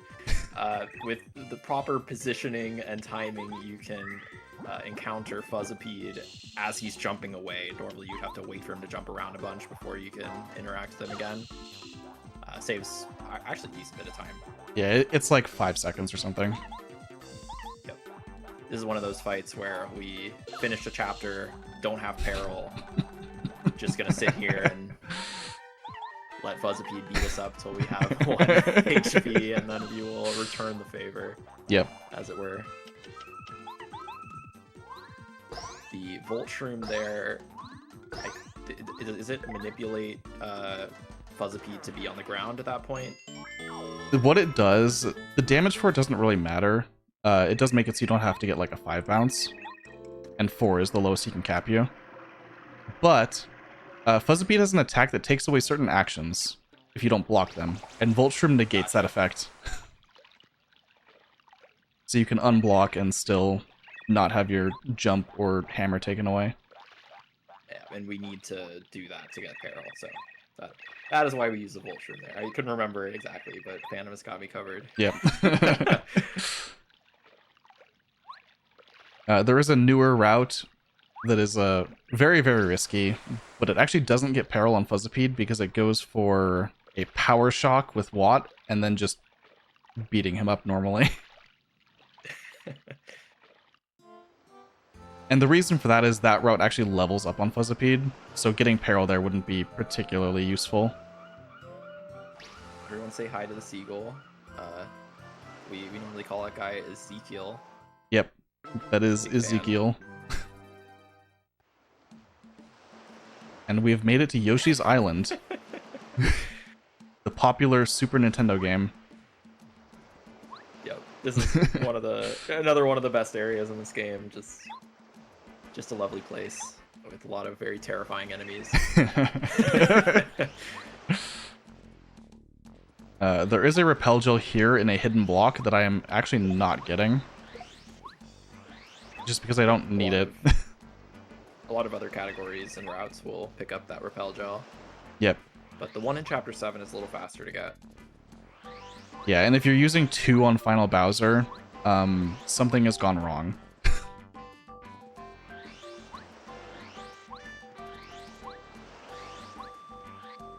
So we have to chase Colorado through the jungle for a little bit, He's trying to go on an expedition to find some kind of ancient treasure, which happens to be inside of this giant volcano. Active volcano. Yep.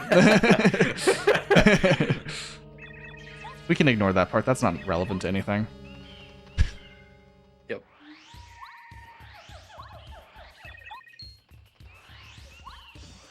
Yeah, this time he's just messing with us. Yeah. I love the in-universe implications of this, because if you turn the camera, Mario absolutely could have seen Colorado. They're just standing there, just because he was off screen to us doesn't mean Mario didn't see him. It's very funny. And this is Sushi. Another great partner. I mean, this game is just stocked with great partners after the first couple. Does Sushi attack a single time in this category? I don't think she does, no. Yeah, unfortunately not very useful for this category, but very useful for other categories, and has some very required for yeah, some bonus features. Let's just say water isn't the only thing she swims through. She's been known to swim through floors and other objects. We just picked up Power Quake, by the way. We mentioned this 2 hours ago. Oh yeah, Power Quake. Yeah, so do you like hammers? That is the only hammer badge that we will be using. The only hammer attack that we will be using. Also, if you interact with that bush in a specific way, it will end your run. It's really easy to avoid the soft lock, actually. All you have to do is not mash A. If you get a second A press before the encounter starts, is how you soft lock. So this is a situation where, or basically any time that we defeat an enemy here and it drops stuff, we want to be very careful to not pick up any heart drops. Otherwise, you would have to visit the suck plant. Which we'll be seeing on the next screen. Yeah, the suck plant is on the next screen, but it deals 1 damage to you if you interact with it. It has that little, it has the coin on top of it there to try and bait you. Yeah. But our 1 HP is very important, and we need to maintain it. Especially with the likes of these guys. Yeah, this guy can be kind of a pain. Oh. Yeah. Usually he stops. Yeah, that was a little weird. It can be hard to run from these. Wow. That was close. Thankfully, we don't care about coins anymore, so don't have to worry about picking up any coins we drop. That was the first encounter, though. Yeah, it was the first encounter that wasn't mandatory. Nice. Just Did that whole thing without even activating Watt. Well, I mean, I activated Watt, but You immediately deactivated Watt.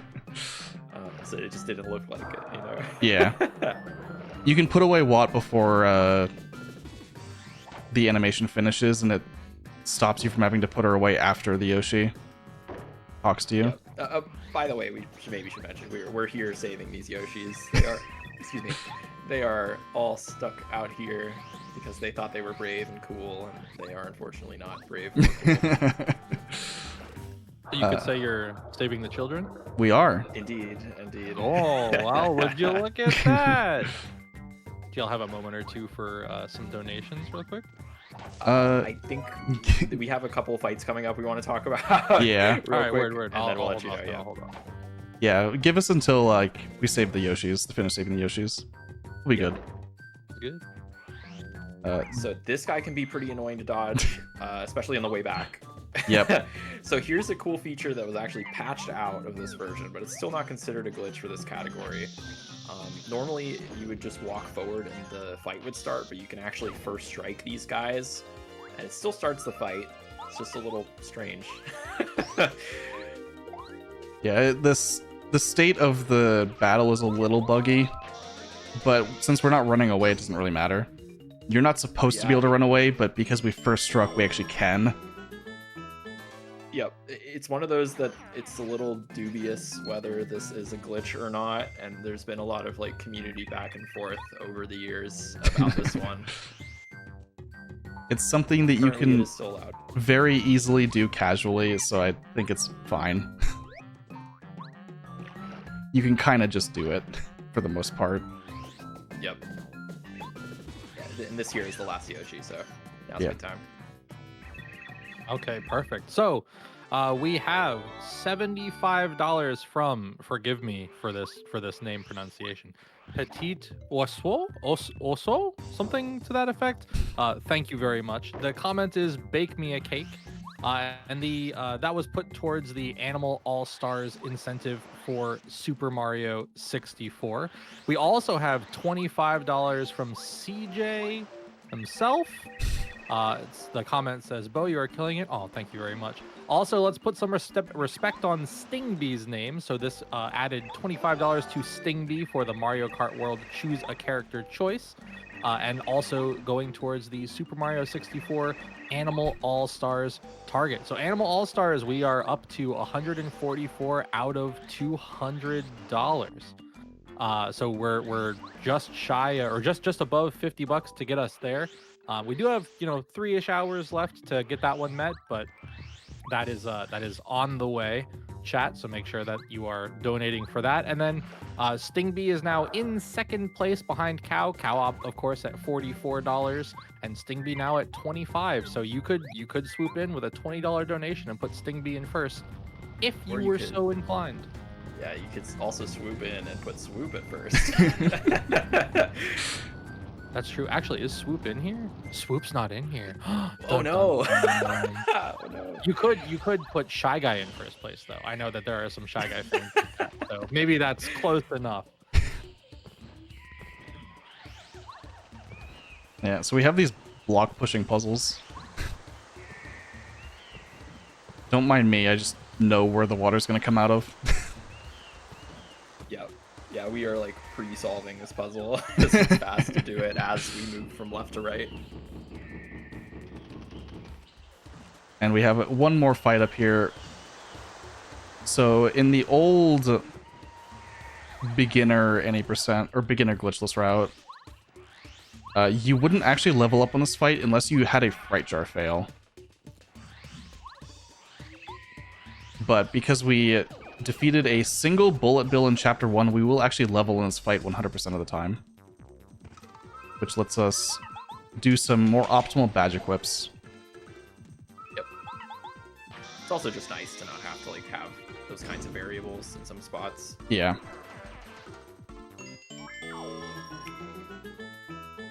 It also means we don't have to hit the heart block in the volcano. Yep. Another little time save there. Oh, did that drop a fire flower too? Yeah. It did.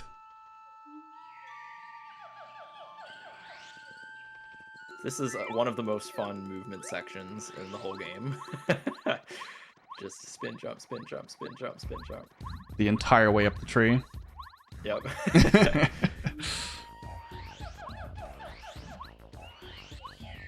There's a badge over there. I think it's Happy Heart. Yeah, it's Happy Heart. I'm pretty sure it's Happy Heart. It may be Happy Flower, but I'm pretty sure it's Happy Heart. I think it's one of the Happy Hearts. I think there's 2 of them. But this is Raphael the Raven. You may recognize him from Yoshi's Story or Yoshi's Island. Actually, I think both. Yep, very beloved character. Also comes equipped with the best music, maybe in the game. And one of the best items. Yep. That unfortunately no other category is allowed to have because this cutscene is too slow. Yeah, it does take a very, very long time. The thing is, like, other categories could get here quickly. It's just the whole cutscene of watching Raphael do all this stuff. Just Yeah. other categories are not willing to spend that time. One of the cool things about Glitchless is that we do have the time because you don't have a choice. Yep. You are forced to. So it's one of the only categories where you get to see a lot of these partners' ultra abilities. that is the reward we get. Yeah, we only get 2 partners to ultra rank, but it's still very useful. Yeah. yeah. The partners that we use it for, it's pretty crucial to having a nice, safe route. Yeah. In case you were wondering why we are not doing the scariest route, it is because we want to see the credits. Yeah, ideally we actually beat the game. Today, yeah. Yeah. Today. Yeah, that's why I'd never come into an event like this if I'm playing Paper Mario with the expectation that I even have a chance of PBing. Because realistically, it's never going to happen. Yeah, unfortunately, safe strats are a bit slower. You can still get some really good times with safe strats, though. Yeah, you definitely can. But it does lose about a minute at the end. Yeah. And then more time throughout for other small variations. Colorado teaches us what a sinking platform does. Yep. And lava. True. Same time. Nice. Okay. That is, what we call that? Quick cycle? Fast cycle? I don't know. I didn't think of it. Fast cycle, early cycle, early cycle. I don't know. I don't know. You got there in time. That's what matters. Yeah. Goodbye, Fire Shield. That notably, one of the downsides to playing on English, it is much harder to get that cycle because the text is slower. Yeah. This is this is a spot where we could glitchlessly skip this puzzle, but because it causes story to skip some progress, we instead complete the puzzle and then skip it. Yeah. Very weird situation here. But, yeah. Them's the rules. Moving those blocks into place increments the story progress counter, and that's required by the category. Whereas if you were to come over here without pushing the blocks, it skips the story flag of having pushed the blocks. Thus banned Glitchless. Yep. That is the Ultra Hammer. It is so ultra that we will never use it. Too sacred. I need to break 2 more metal blocks in the entire game, okay? I don't know why that little spike top there scares me so much every time. It is a little weird. You have to walk for a bit to make it to like wait for him to turn around.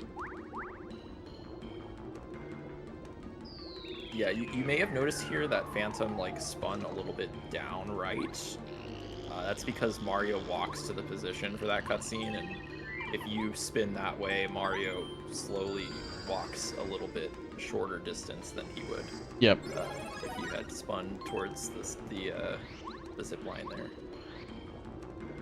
Grabbing that upgrade. It's really one of the slower upgrade blocks in the game, but still fast enough for us to get. We also really need air raid. Yeah, very important for an upcoming fight. For multiple upcoming fights.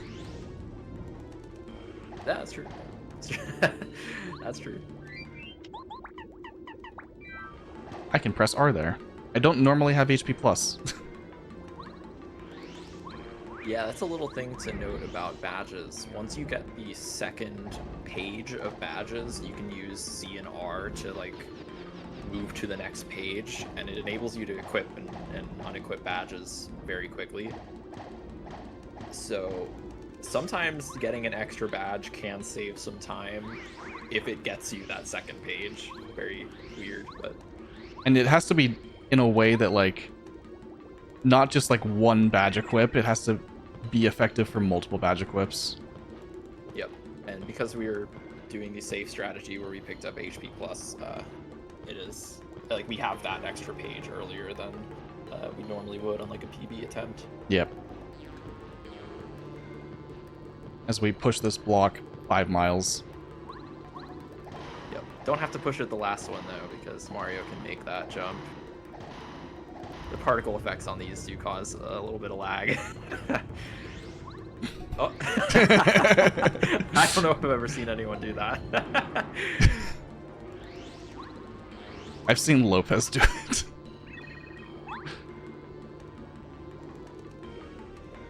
If we took the stairs here without talking to Colorado, it would actually make it so we couldn't get the Chapter 5 card.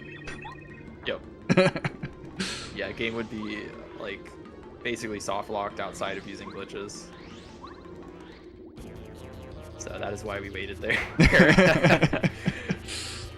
The devs didn't seem to test some things when Mario is using speedy spin going as fast as possible. Yeah. At a couple of situations.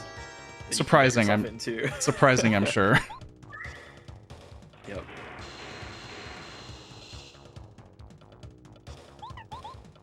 So this is Air Raid. This is that ultra rank ability that we got for Paracarry.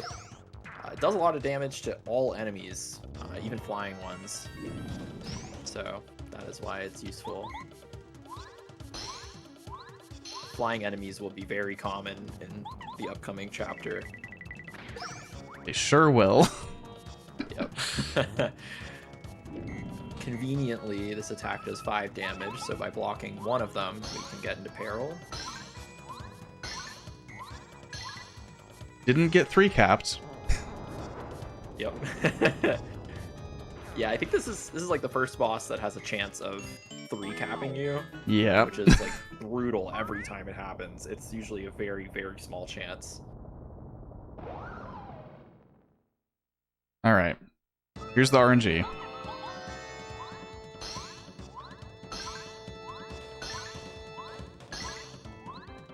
Nice. Lovely.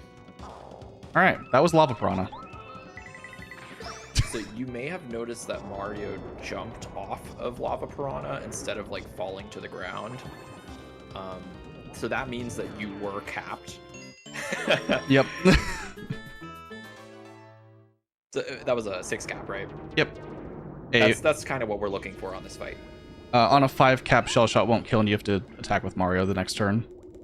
Yep. 6 cap is ideal.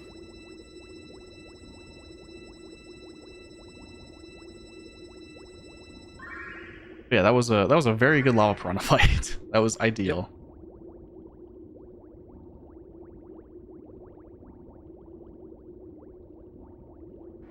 Love to see it. We have a little bit more in this chapter. It's not immediately going to jump to Peach. Yeah. Because there's a little bit of shenanigans going on here. Yeah, for some reason, Lava Piranha was holding the volcano together, I guess. Yeah. It does seem that way. Ignore the fact that the volcano is now crumbling and starting to erupt. Yep. We gotta get out of here.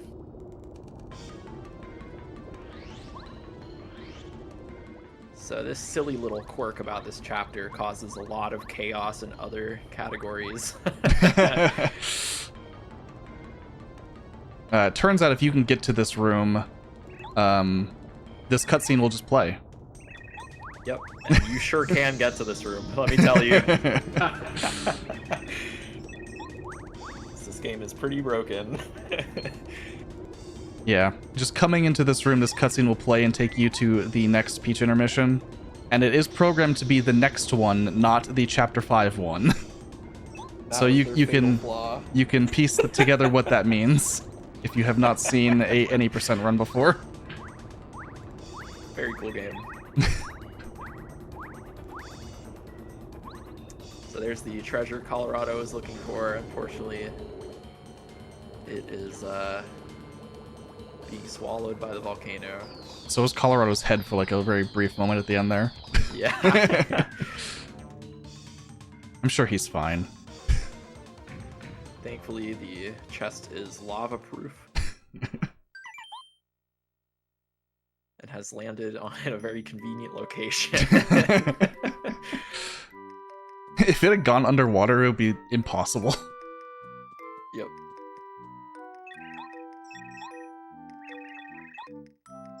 Yeah, we have a very fun Peach intermission here. We're gonna be. This is when we actually have something to talk about. We'll be there soon. Yeah. Don't be scared by the movement I go for. It may look scary. I will be scared. I'm scared every single time I see this. It's all fine. It's all intended.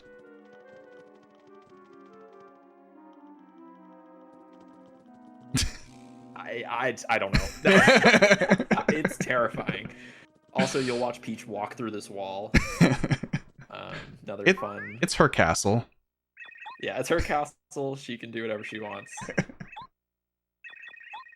So Peach has walked in on these guys having a little quiz action here. I think they're waiting for Bowser, but Peach showed up, so might as well do the quiz with Peach instead. Yep.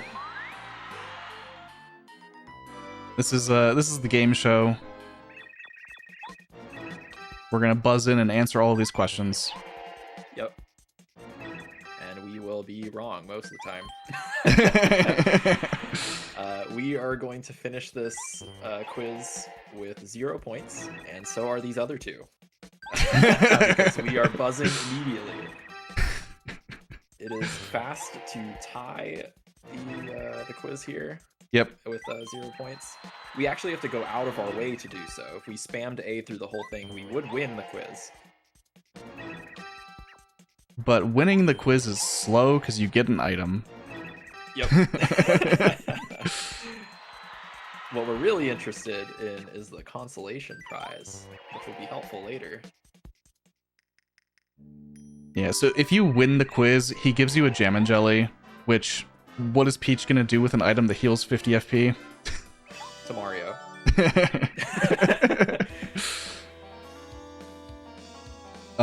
If you were doing 100% glitchlessly, you actually are required to win the quiz because there are not enough Jam and Jellies in the game to make all of the recipes that require them otherwise. So, I guess funny game. that is one small difference.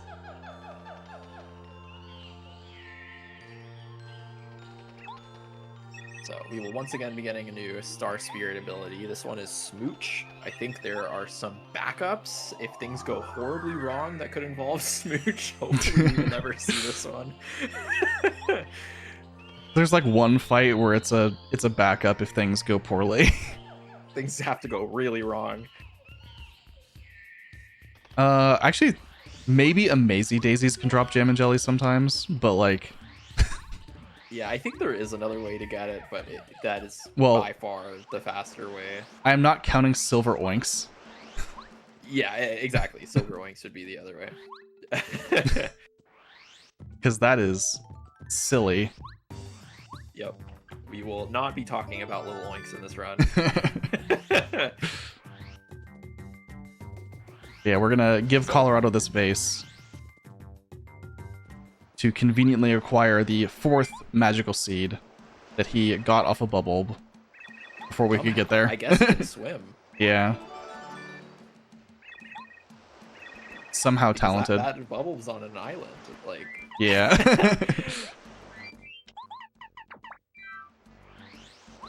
So you may have noticed we have changed out our one-use badge, Ice Power, for another one-use badge, Spike Shield, which will become useful here in just a moment. For exactly one fight that we are about to do. Sometimes I can cancel on that rock, sometimes I can't. It's a weird position. Oh, I wonder who that is. So Junior Troopa here has, through sheer force of will, swam the entire ocean to catch up with Mario, just as we were leaving. But apparently he swims fast enough to, like, just follow the tuna. Yeah, it's pretty impressive. But at what cost? 20 HP.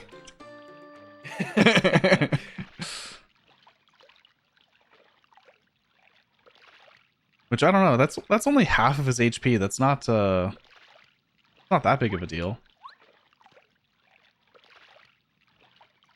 I think this run would be a lot slower if we had 40 HP.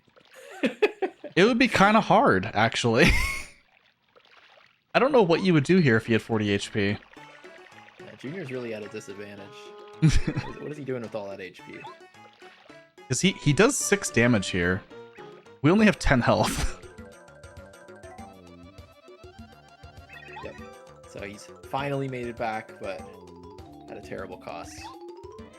However, he does have the extremely powerful ability to fly and also have a spike on his head.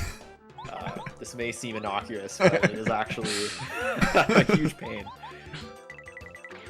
Spiked enemies don't take damage from jump attacks, and that spike shield badge that we equipped is useful for exactly this fight, the only spiked enemy that we will have to fight the entire game.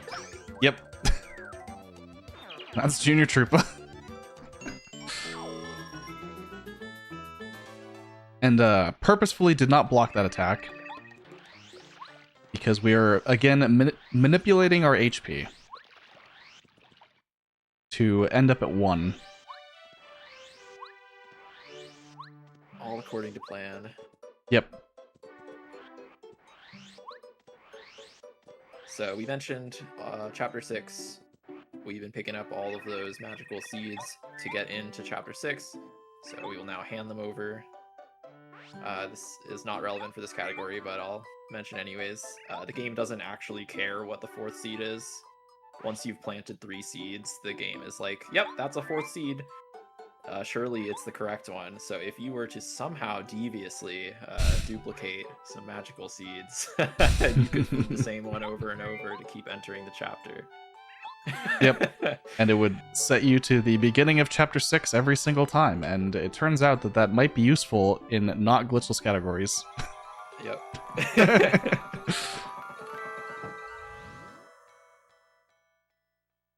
We'll get to talk about Lackluster later, but he's unfortunately... Well, he's still, like, he's important to this category, but he's not, like, mandatory.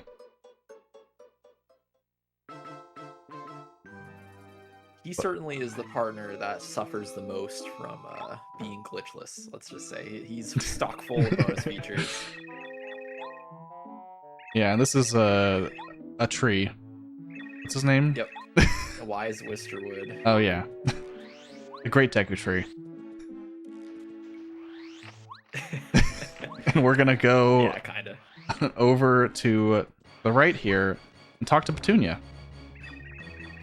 Yep, so Petunia is being, I guess her roots are being messed with by these moles. That was my understanding. Yeah, they're like gnawing at her roots or something. So we are going to take care of the problem. By using this. Yep. Hopefully it works. Of course. Alright. Well, that's what you don't want to see. So instead we are going to have Parakarry get his hands dirty and manually remove these moles from the premises. That mashes so hard. Yeah, this is a pretty difficult mash. We do have to kill 1 mole, but we need to make sure that we don't kill more than 1 mole for the final 2. So yeah, in the case where both of them ran away, we would make up for that. Notably, air raid is easier if the mole has taken damage. That's why I first struck the mole. Yep. A little bit of time loss, but you know, if you do miss that one, it's pretty bad. Yeah, you do die. Yeah, you just lose the run. Yeah. Grab a red berry real quick. Mole. That's a secret tool that'll help us later. These moles just appear and disappear at random. But there's a 1 mole fight, a 2 mole fight, a 3 mole fight, 3 mole fight, and a 4 mole fight, and they're always in the same location. So we can plan around that accordingly, and we do. Yep. As you can see by our experience. Yep, we are maximizing this peril that we have right now. Very All important. of the moles with it before leveling up. Yeah, also, we're not charging that hammer because they have 12 HP. It's just not, there's no point to. Mm-hmm.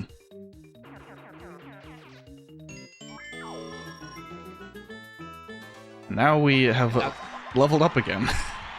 Yeah, that's really the power of Power Quake.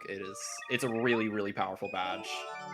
It sees use in like every category that is looking for that kind of effect. Any category that has to do multiple fights with a lot of enemies. Yep. And also gets Mega Rush. Although there are some categories that don't get Mega Rush that still want this for some particular fights in the sewers against Koopas, because that move flips Koopas. Yep. Very useful overall. Just a fantastic badge. Also only 2 BP, so pretty BP affordable. So we are just grabbing the yellow berry here. There's nothing to see at the end of this hallway. It's not right now. Yeah, that room is very scary. It didn't probably look scary. But that bee in particular, as well as the cloud. Yep. Yeah, that room is affectionately called the Death Room for a reason. But we're gonna make our way over here to visit Lily, who is in a dried up pond, which is probably not good for a lily pad.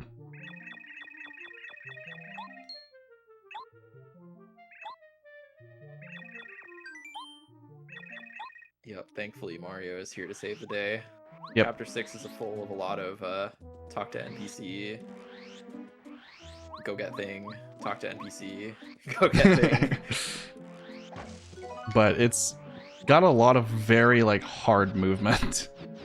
Yeah, this is one of the most difficult chapters, like execution-wise, for sure.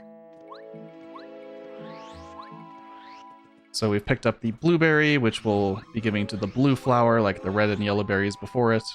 And we'll also be grabbing an item in this room. Because it is slightly faster.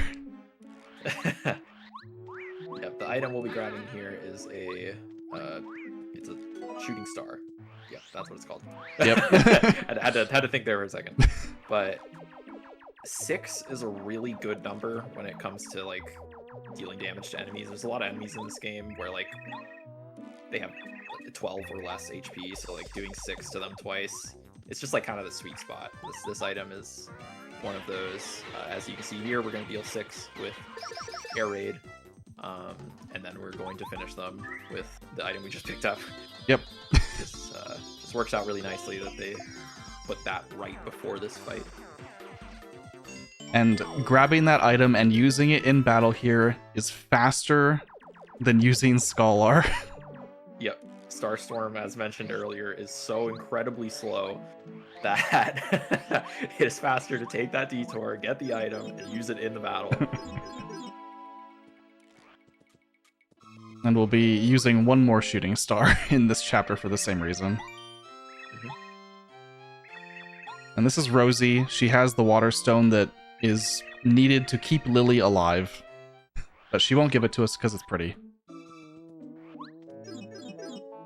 Yeah, I mean, she probably has never met Lily. I don't know, they live very far apart, and I don't think these plans get out often. Yeah, I find it kind of strange that, like,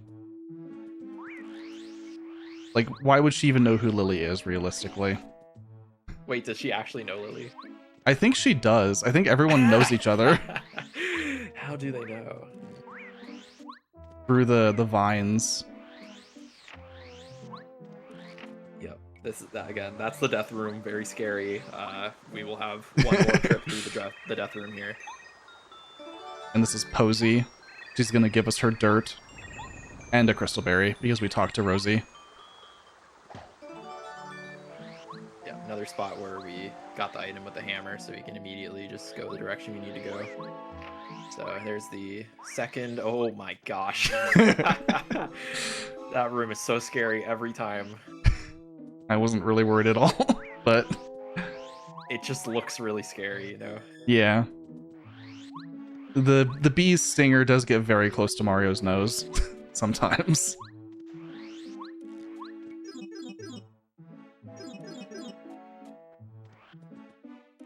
chat confirms that they apparently do know each other. So Rosie is just mean, I guess. Yeah. Very mean. But we have the water stone. We can go bring it back to Rosie now. Or Lily. Flowers. Flower names. You know, Petunia, Lily, Rosie, Posy, Tolalip, or Tolilip is the one that's, like, right over there.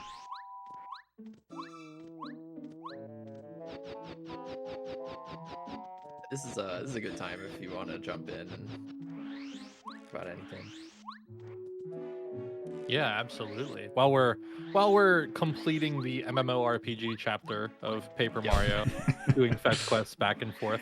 As a reminder, chat, we are raising money last weekend, this weekend, and next weekend for Save the Children, which is a charity that is whose goal is to help kids worldwide deal with various problems that they have run into. Children living in households and communities impacted by conflicts, natural disasters, and global pandemics are often at increased risk of abuse, violence, and exploitation. Save the Children does whatever it takes to be there for children in crisis. Always at the ready, Save the Children are among the first to respond and the last to leave, staying as long as it takes to help children and families recover from their losses, restore their lives, and build resilience for years to come. So, again, this is an ongoing effort from all of us here, the runners, the staff, the hosts, and all of you, chat. So this doesn't go anywhere without your help, and every little bit counts. So make sure you are getting your donations in to help this great cause. Yeah, you may notice I grabbed 2 bubbleberries there. Yep. The second one is purely just in case this next room goes poorly. If you want to talk about the bee. Yeah, there's a bee here, a bazap, as they're called, that can just get you sometimes. Like, there's just nothing you can do. Yeah. Hopefully, it isn't just waiting for us. And, yeah. Yeah, but if it does first strike you and you don't have a way to heal, you're kind of just out of luck. Yeah, there's really not any good options. Thankfully, the Zap was kind this time. And then I want to be at 9 HP for our upcoming boss fight. Yep. Just easiest way to get into peril. The boss is going to help us a little bit, but we will need 1 extra damage to get there. Oh. Almost top step. So, we never really talked about what's going on here, but in flower fields, there's clouds in the sky, and all of the flowers are sad. Yeah, so we're gonna talk to the sun. Yeah, we're gonna give the sun a pep talk. The sun tells us that, well, there's just too many clouds up there. What am I supposed to do? Honestly, you can't blame them. Yeah. And this is Lackluster. Or Spike. Or Jonathan.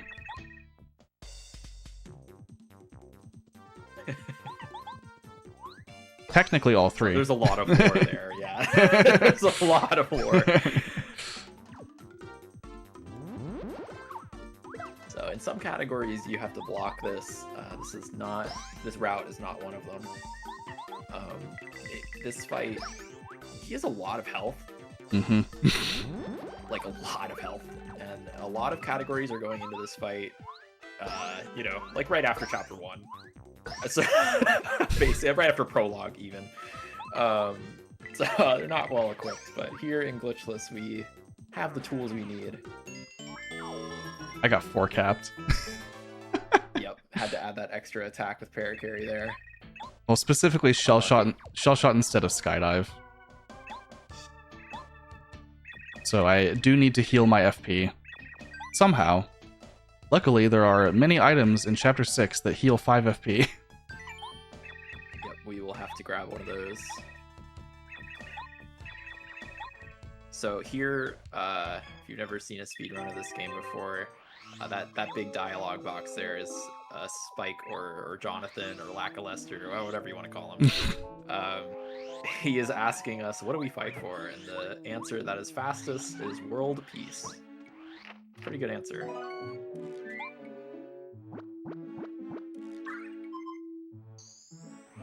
Yeah, so I need to That be... stickier. I need enough FP in order to use air raid one more time. Yep, it's the unfortunate situation where we got capped there. If we had not gotten capped, we would not need an FP item and would go directly into this next fight. This is a fun little puzzle. Very... I have a particular fondness for this one. I think I really liked this one as a kid. You ever have that? You know? I don't know about like with this kind of puzzle. That one was really a thinker for me, you know?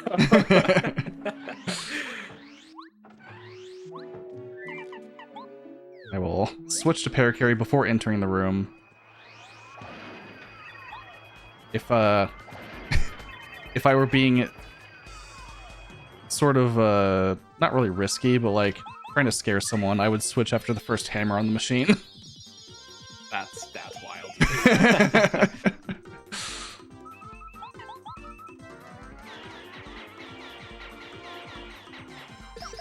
So we've been leveling up FP and BP this entire time. What do you think we're going to level up this time?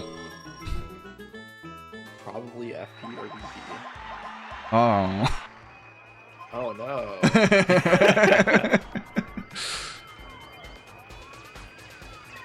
Yeah, so at this point in the game, enemies are strong enough that like we can't reliably get into peril with 10 HP, so it's just going to be a little easier for us to have 15.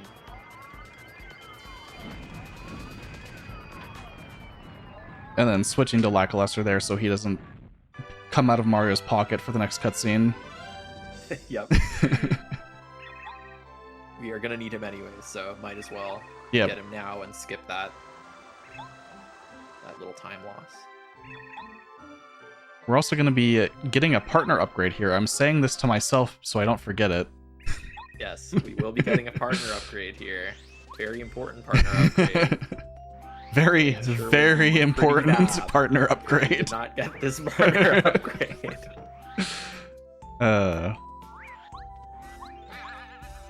It would in fact be disastrous. One could even say that.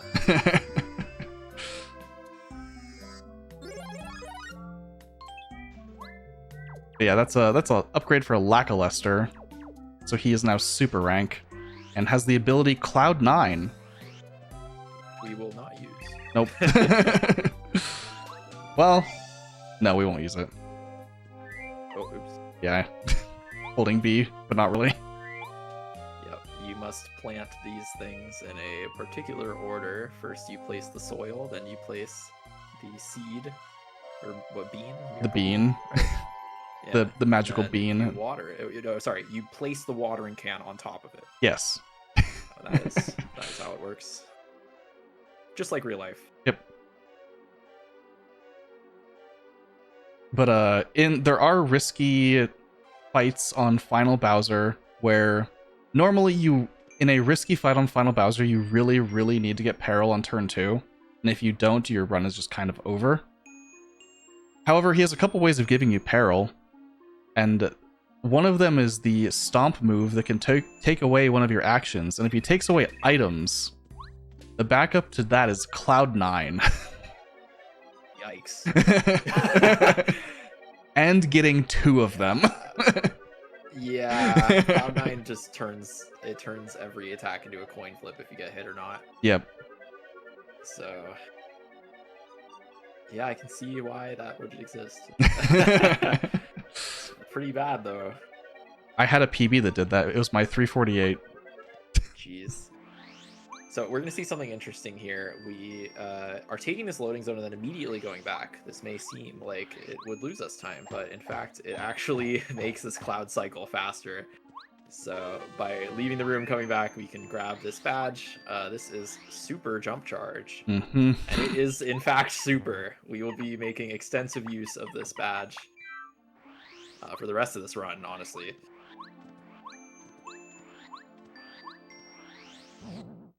Every time you use super jump charge, I think your attack increases by 3. Yeah. So And it stacks we'll- infinitely. Yeah, you can just keep pressing it. So we're gonna press it a few times here, and then that silly power bounce that we've been using is going to deal a whole lot of damage. And Huff is very scripted. He will do a stomp on turn 1, he will use the wind on turn 2, and then another stomp on turn 3. Yep, we will specifically be using this attack to manipulate the amount of damage that we take in order to get into peril. Because of course Mega Rush stacks with super jump charge and allows us to basically like one-hit KO of ideally. Okay. Okay, we did not get 3 capped. Did not even get 5 capped. Wow, we did not even get 5 capped. You love to see it. So that's how it's supposed to go. But of course the game can decide to really ruin your day there. So in the case of a 4 cap, a shell shot does kill. That's why we swapped to paracarry. In the case of a 3 cap, he has 18 HP left. Yeah, we have to get really creative. Most category, I think every category will never let Huff survive past that turn, because if you let Huff survive past that turn, he starts doing some really weird stuff, and we don't want that. Yeah, he starts charging lightning, and you can't do anything about that. Yeah. And lightning does like 14 damage. So, we try and never have to interact with moves like that. Yep. Huff has... You basically just have to beat him after the 3 turns, after his first 3 attacks. Thankfully, super jump charge is literally right outside of this fight, so it's like they put it there on purpose. Here is a 3-minute Peach intermission where we are going to be walking for 3 minutes. Yep. Great time to step in if you got anything to add. Sounds like a job for me. Awesome. Well, I am back again, chat room, to let you know that we are last weekend, this weekend, and next weekend raising money for Save the Children, which is a charity that is dedicated to trying to ensure futures for kids the world over. We currently have a couple of open incentives if you would like to extend and influence the marathon as it goes. So the most immediate one, which is going to be the run after this, I believe, is the Super Mario 64 All Animal Stars run. We're coming in on the home stretch for that one. Just over 2 hours left. It's currently at $144 out of $200, so 56 gets us there. And while you're at it, we have a couple of other bid wars that are ongoing. The first of which is the file selection character for Super Mario Galaxy. At the moment, Yoshi is in the lead with $40, but we also have Peach, Luigi, and Mario who have no money to their name. So if you want to see one of those 3 instead of Yoshi for the file selection character, now would be a great time to double dip that donation, toss it towards both the All Animal Stars and whichever character you'd like. And if that's not quite your jam, we also have a choose a character bid war going on for Mario Kart World right now. There's a ton of characters in here, so I would definitely recommend that you pop into the Tiltify and see what all the options are. There are currently only 2 characters that have any money to their name. In first place, we have Cow, who has $44. And in second, we have Stingbee with $25. But Shy Guy, Koopa Troopa, Sidestepper, Dry Bones, Parabitty Bud all have nothing. So if you want to get one of those characters a little bit closer to the front, and also try to push us a little bit further towards the Animal All-Stars target, now would be a good time to do so. Additionally, new for this year, in addition to the rest of the merch that we have for SDAT in general, we have a SpeedDocs hat. There's a couple different variations.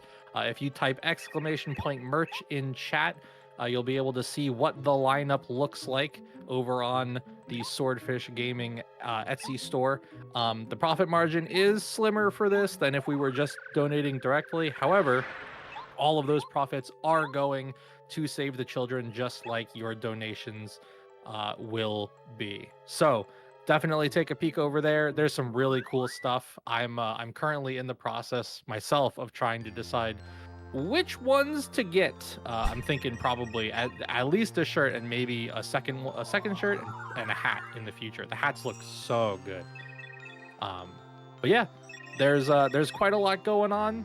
We do have a little bit left in this run. We're kind of coming up on the home stretch though. Looks like maybe about an hour left. So if you have anything that you want to donate to, if you have anything that you specifically want to say during this run, now is the time to do it. Yeah, so this sort of intro to chapter 7. Yep, we did just get another Star Spirit ability there. That one is Timeout, only used by the most vile runs and routes. It's truly an awful ability. And that's mostly due to its, likelihood of actually working, but a very strong ability when it does work. Yeah, oh yeah, it's one click to basically win any fight, but that you're lucky if that happens like twice in your lifetime. So this is blooper. Yeah, we would in like basically every other category we would have seen this like 2.5 hours ago. That's just a little taste of how broken this game is, but yeah, super jump charge just lets us rip through blooper. It's like not even close. Those blocks may look like they're just fun, but it's actually very important. Our HP does matter here for an upcoming fight. Yeah, if we're not at 13 or higher HP, we would struggle. We would need to take a little rest in the inn. Although I do have the bubble berry still, so that would help. Oh yeah, that's true. That is a good backup. So we didn't get a gear upgrade in chapter 6. After kind of getting gear upgrades almost every chapter for a bit there. I guess you could come here during chapter 6, and there is an ancient run that does do that. Yep, I remember when I was young. I used to come here immediately after getting Lackey. Because that is the only requirement here. We're just gonna get this way. Yeah, these Dark Koopas are kind of a menace. Some other categories have to deal with them in some different ways, some different and maybe unexpected ways. But we just have to get that Life Shroom there. Again, Life Shroom, very powerful item that allows Mario to come back after being defeated with 10 HP. So that reset there resets the position of those Dark Koopas. Sometimes they have quite a bit of range that they run around, and they can get in some weird positions. So by resetting the room, it makes it a lot more consistent where they are, and those guys can really get you. So it can be worth the time lost to just quickly enter the other room and come back. Yeah, not worth the risk most of the time. Especially since we want to see the credits today. So Lackluster is now Ultra Rank. Yep, Ultra Rank Lackluster comes equipped with Hurricane, which... Remember that Fright Jar thing from earlier? Yeah, it's kind of like that, but consistent. Which is really great, because if we can skip fights by using this ability, we don't have to get the experience from them, which, as mentioned earlier, can be a very good thing. A little optimization there, switching to Sushi in that room while the door is closing. Just cool stuff. So, as you just witnessed in cold blood, Mario has murdered the mayor. So, regretfully, we will have to find a way to clear our name. Well, based on the picture on the mantle, he has a twin brother or something. So I never noticed that. It can't be that big of a deal. Just bring in his brother. Okay, we'll find the double then.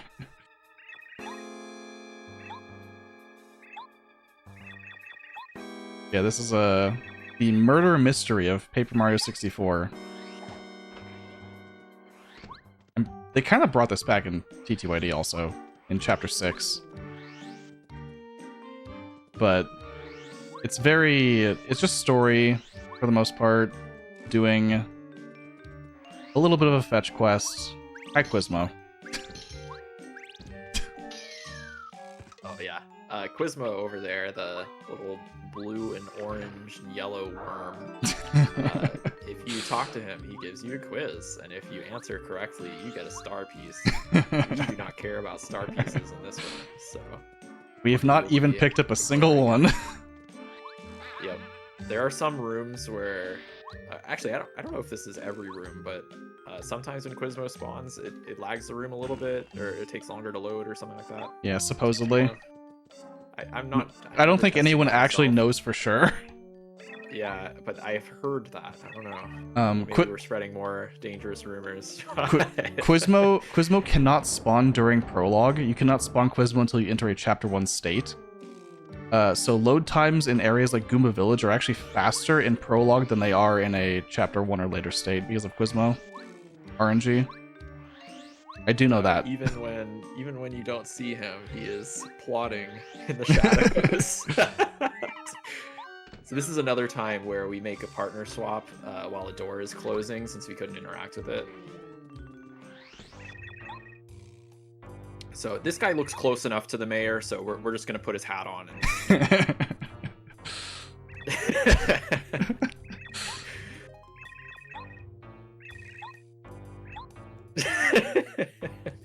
But yeah, this cutscene we're definitely joking. But yeah, it's fun to put in a little bit of a little bit of non-truths along with the truths.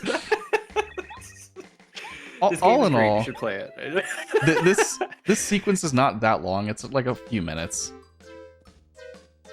Like in chapter 6 of TTYD, which is a similar kind of idea to this, like sort of intro to 7 here, except it's the entire 20-minute chapter. Yeah, and that's 20 minutes if you're mashing text. So here it's a nice little it's a detour or a bit of variance or downtime from all the battles you've been doing. Yep, it can be kind of nice. This is a pretty long run. We are making our way to Starborn Valley. Yep, where we will have a fight upcoming. Very dangerous fight. Things definitely can go wrong here. They sure can. So Junior Troop, even with a spike and wings, couldn't defeat us. So now he has discovered the stick.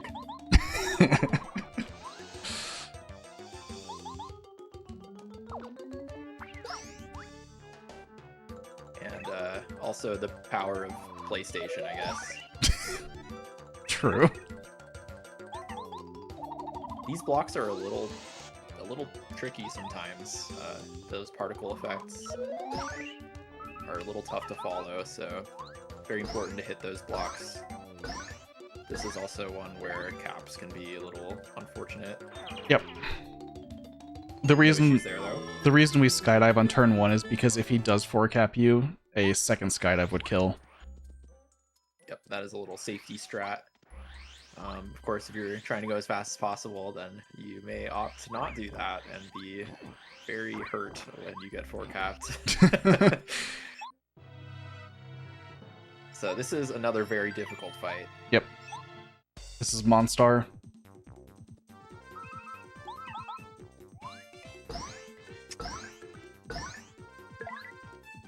Okay. All right, yeah, glad we got that one out of the way. Yep. So that was Monstar.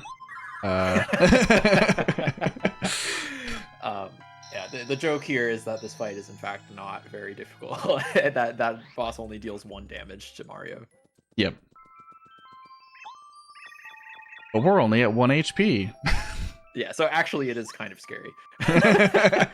You can die to Monstar there if you were to drop your bounce at like 1 or 2. Yep. But we're gonna get the scarf from Merle. And then go back to the mayor. Yep. Got a little bit of time here.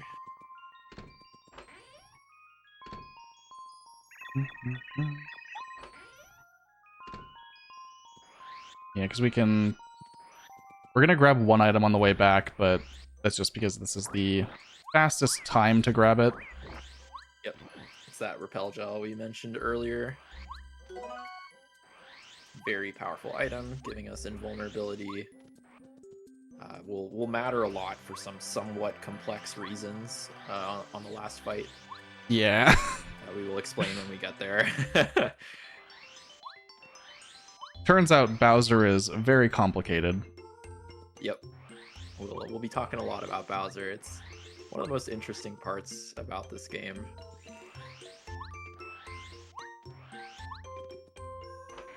And since we're entering the mayor's house... Another partner swap.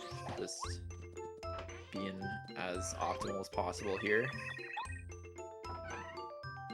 Cooper is the next partner we need for kind of strange reasons. Yeah. Like all of a Makes sudden, sense when we get there. all of a sudden, Cooper is important again. Yep. It was kind of let's just say it was a heavy-handed. The devs making us use Cooper here. Otherwise, Cooper is not a very useful partner. Fortunately, does not have many combat applications outside of his ultra or super rank ability. Yeah. Dizzy Shell, right? Yeah. But we won't be doing any of that in this category.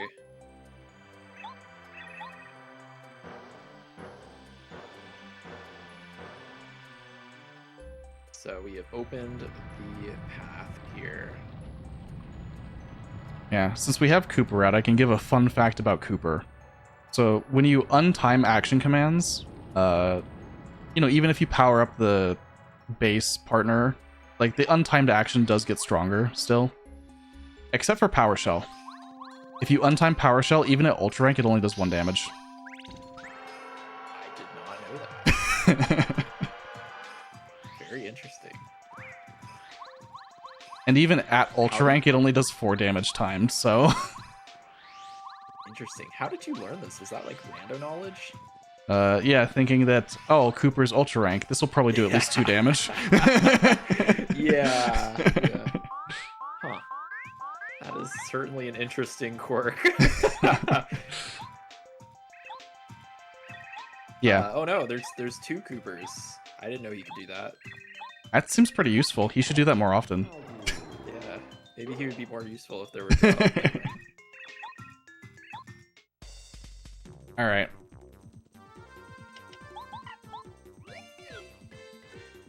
So it's finally time. This is Hurricane. By mashing both the A and B button, we can make any enemies disappear except for bosses. So we're going to be removing enemies from the field. Yep. Another strange thing in this game, if you end a fight without getting experience and you mash, is it A and B or just B or? I always do both. I think it could be either. I've always heard A and B. I'm not sure which one it is. But I think they if you both mash- work, but it's probably just one of them that matters. Gotcha. Yeah, mashing the buttons at the end of the fight will make the fade out faster if you don't gain any experience. Very weird. I don't remember this one's name. Me neither. Yep. Yeah. She's here for this cutscene. Yep. And then you literally can't even see her again. Yeah, Mario there was just demonstrating what it feels like to play Prologue. I mean, this is almost Prologue 2. This was Prologue 2 briefly. It's Prologue 2. Okay, so you can finally get to the very interesting part after this little stair cutscene. Yeah, chapter 7 is a little slow. But it's cinematic. It's the final chapter. It's a The epic vibes here are great. epic cutscene to get into the dungeon. These stairs are really fun to climb. They are. It's the little things, you know.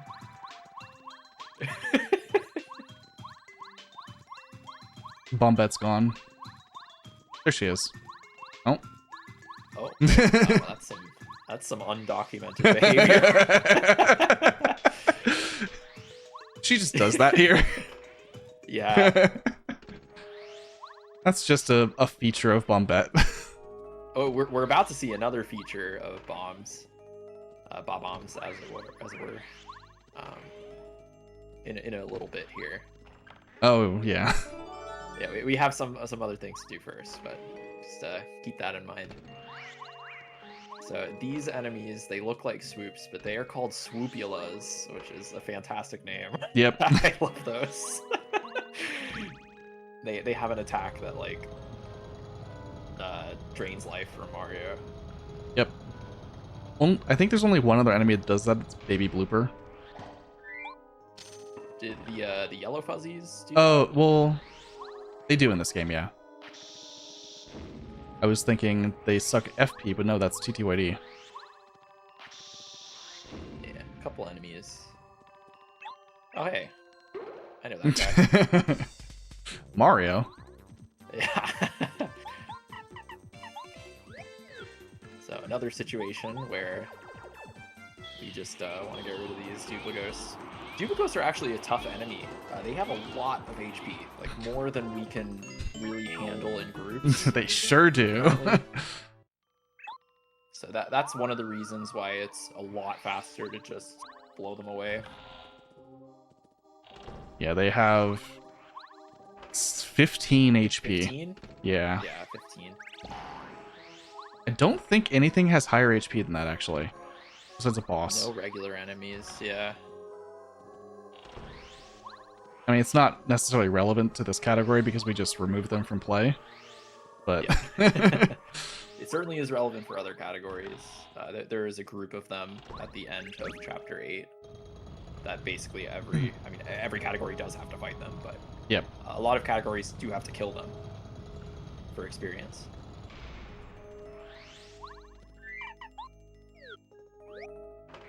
Soon here, Bombette will be demonstrating another interesting ability in Bomb-Bombs.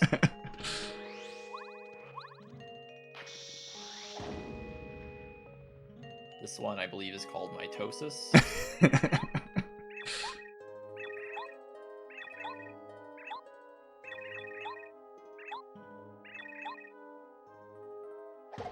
I feel like I probably messed this puzzle up as a kid. Because, like, I couldn't figure out which one was the real Bombette, because she literally never talks to you the entire game. So I didn't know what her speech pattern would be like. Talk to her. Like, how am I supposed to know what you talk like when you don't say anything after I get you? That is kind of true. I guess if you do story stuff with her out, then she will add things in. Yeah. When necessary. But why would I not have Para carry out? Well, you know. That's the real question. A few things to do in Chapter 1.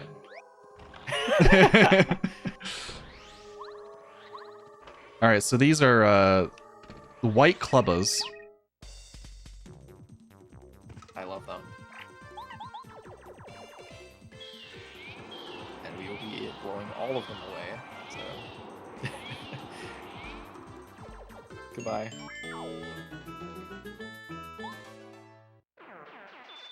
Also, coins in this room actually are worth 2 coins. Yeah, Yeah, very weird.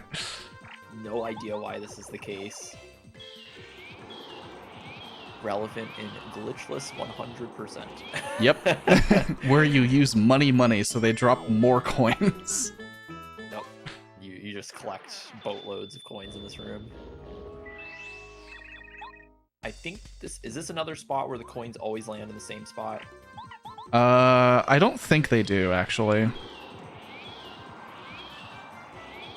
Because I'm pretty sure this last one can be a little weird from what I remember in Hundo. Oh, maybe. I always feel like they look the same to me. I don't know. Maybe I've just watched so much of this game. It all blurs together. I think there's like some slight variations, but like for most of them, they'll like land on the bridge anyway. And it's not like you can avoid ones on the bridge. There is a very powerful badge in this area called Triple Dip that we will not be using in this category, but it is in that chest back there. Another government mandated Cooper usage. We have to wait for the Mario in the background to reach a certain point before using Cooper here. Oh man, this puzzle is really tough. Yeah, unfortunately, I have to like figure it out somehow. I'm not sure how I'm supposed to figure this out. Yeah, thankfully it's the same every time, so Yeah. you know, we're not in risk of hitting the real Cooper. Although a lot of these would have had me.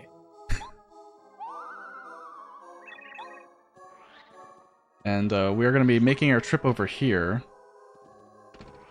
to grab a badge and also open the pathway to the key that we need. Yep. Another very powerful badge in here. P up, D down, raises your attack by 1, lowers your defense by 1. Lowering your defense by 1 may sound like a downside, but in some cases it is actually an upside. Because we may want to take more damage to get into peril. Especially in combination with damage dodge. Yep, that gives us a lot of power over manipulating how much damage we take. It's actually possible for that clubba to like run through the door with you, and it's very funny when it happens.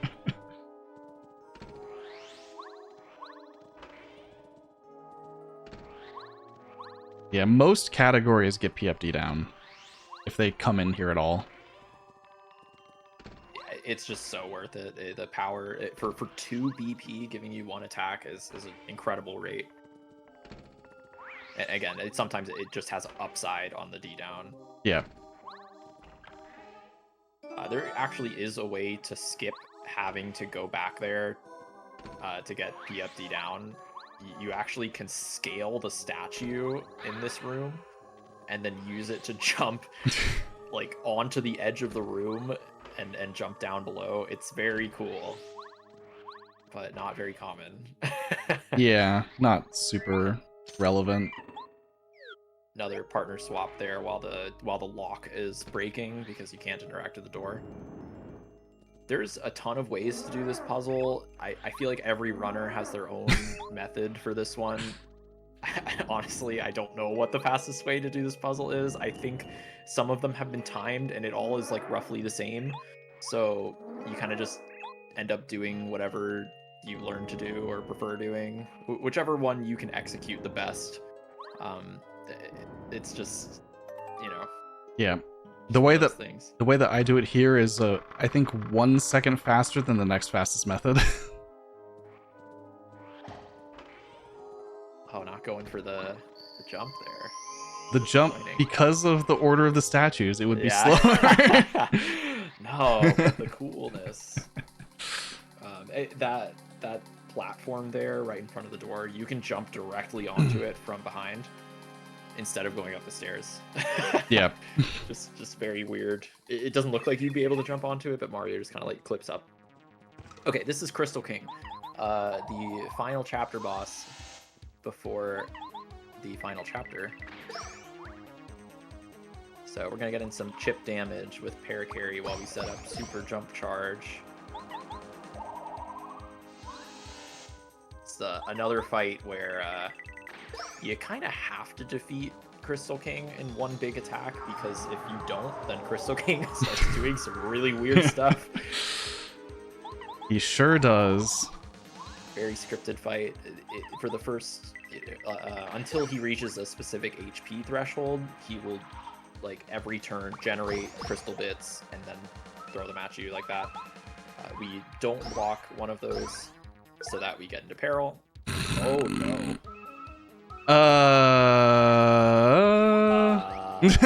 All right. Okay, so this is that was the 3 cap, so he has regained some health here. That is what, like 2%?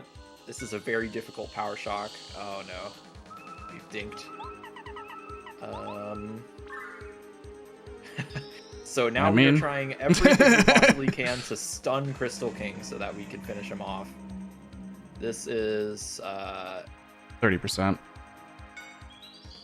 Yep. Yikes. Well, let's see what happens. I have another try. Yep, you have another try. Again, 3% is so low that, like, this route is still deemed marathon safe even with that. Okay. Okay, so Power Shock has worked. We have a couple of turns to try to deal as much damage as possible, but we are basically out of FP, so... Yeah, I can Power Shock again. This gets rid of how much he healed. This does a little bit more.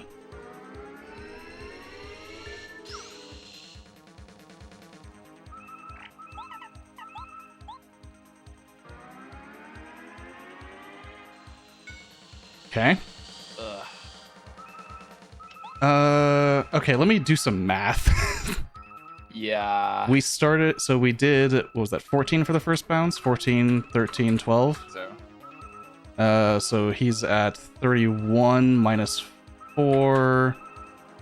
He should be at 27 HP right now. That's too much. That's so much. Yeah, we need more timeouts. Yeah. Yikes.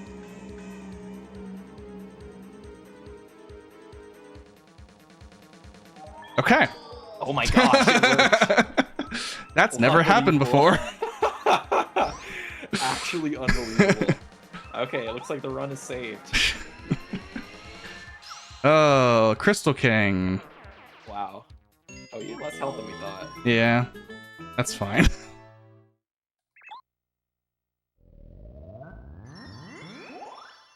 Oh, I didn't count the shell shots, that's why. Oh, yeah. Those 15 shell shot damage, that makes sense. Yeah. Yeah, that's that does not happen in 98% of runs. Yep. Yeah, 2% for 3 cap. Just, you know, so unlikely. There's just not much we can do about it. Can't really plan for it. Yeah.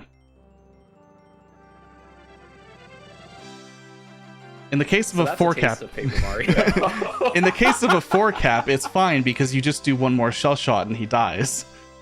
Yep, in the case of a 3 cap, yeah, like we basically in routing these like safe categories, we can account for 4 caps and still be like relatively fast. But accounting for 3 cap is just like there's nothing you could do. Yeah, the 2% requires so much setup. The 2% chances are sometimes just really bad. Yeah. But it's an RPG, and as far as RPGs go, Paper Mario is relatively safe if you play it safe. Also, like, there is a save block right there. You know, if you're learning the category, you should just save before most of the bosses. Yeah, exactly. We got a Power Shock and a timeout on Crystal King. That is unusual. To you for sure. Nice mashes on the Power Shock. It's an extremely hard mash. Yeah, do you want to explain how Power Shock even works?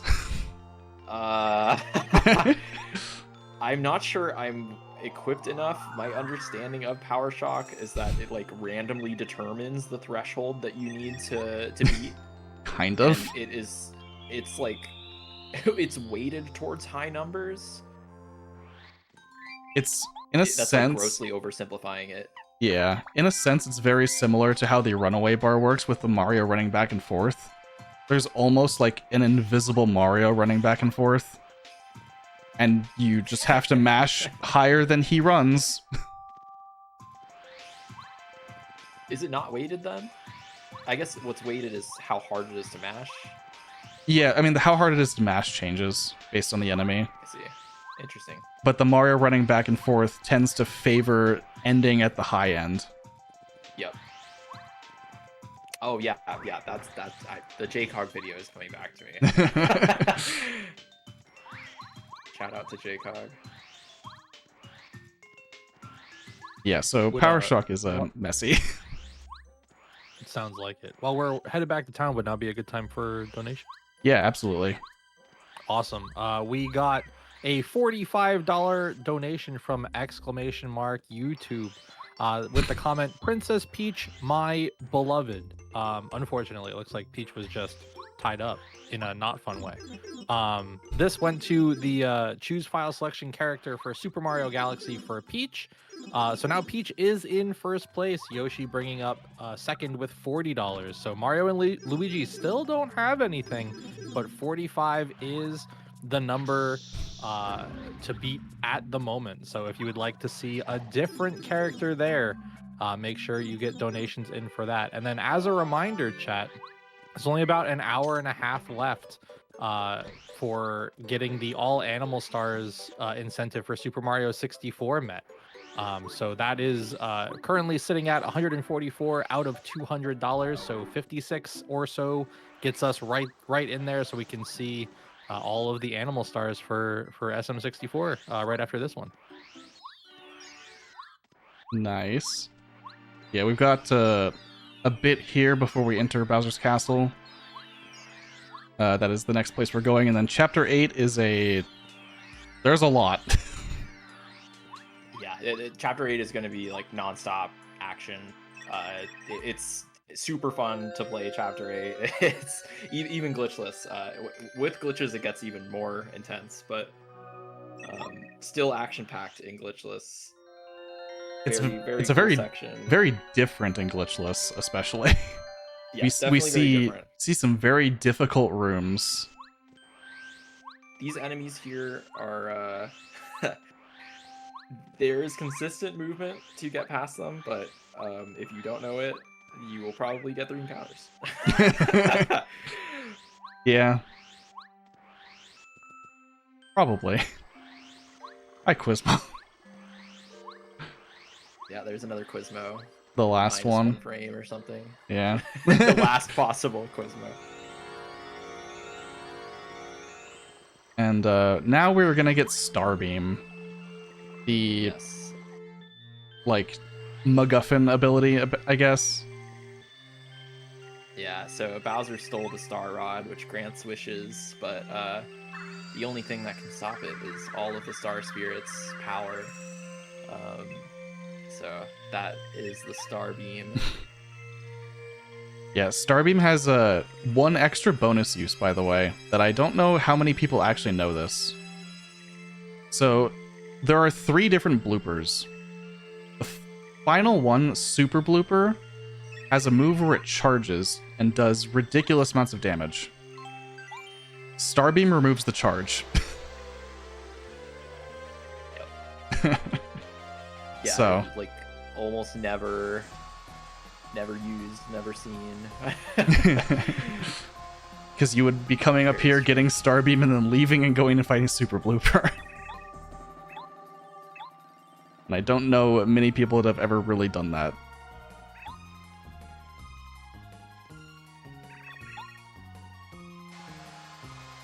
But Bowser's Castle here is going to start off with an immediate fight. Yep. Which is 1, why we did a rebadge, and 2, why we have Bombette as our active partner.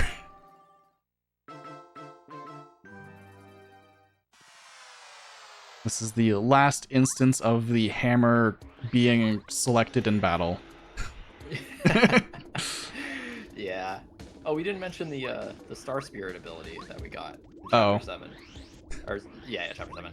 Yeah. It's up, or wait, is it just up and away? Yeah, up and away. Up and away. It is very similar to Bright Jar. It just makes enemies go away.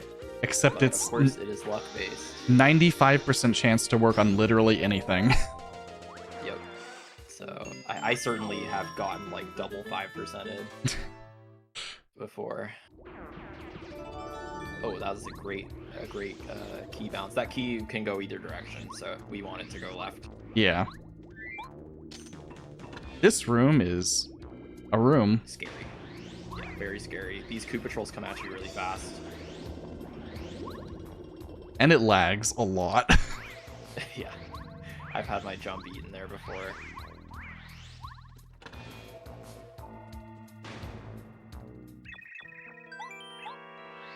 So We have time for. Oh, Yeah. Oh no, we got a lot of action here. Yeah. We'll have a good spot at the end of our Door 2 segment. Okay, Yeah. perfect. Yeah, Chapter 8 is action-packed once again. So here in this crate is another life shroom. Very important. We can save a little bit of time by dropping Bombette and then running and grabbing that. And then this section coming up is one of my favorite sections in like the whole game, because it kind of requires you to use most of your partners. I know that looks scary, but it is not. This section is way harder than it looks, especially this room coming up.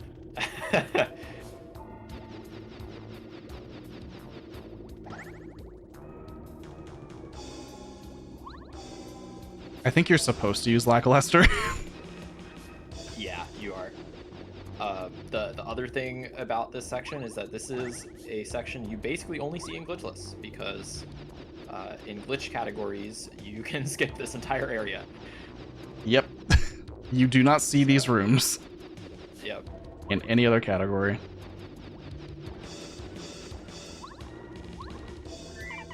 Goodbye, Paracarry. Yep. So this time we gotta get Lackey.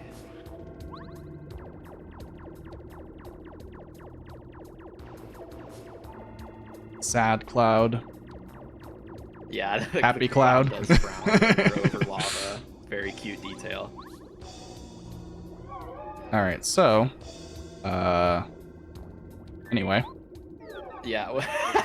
What's funny about that lava thing there is that it really is only like the first half of it. So you can switch partners or just end Bo's ability there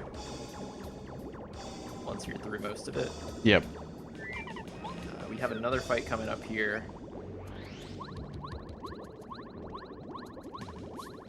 This fight does have a little bit of RNG with the Magikoopa. Yep.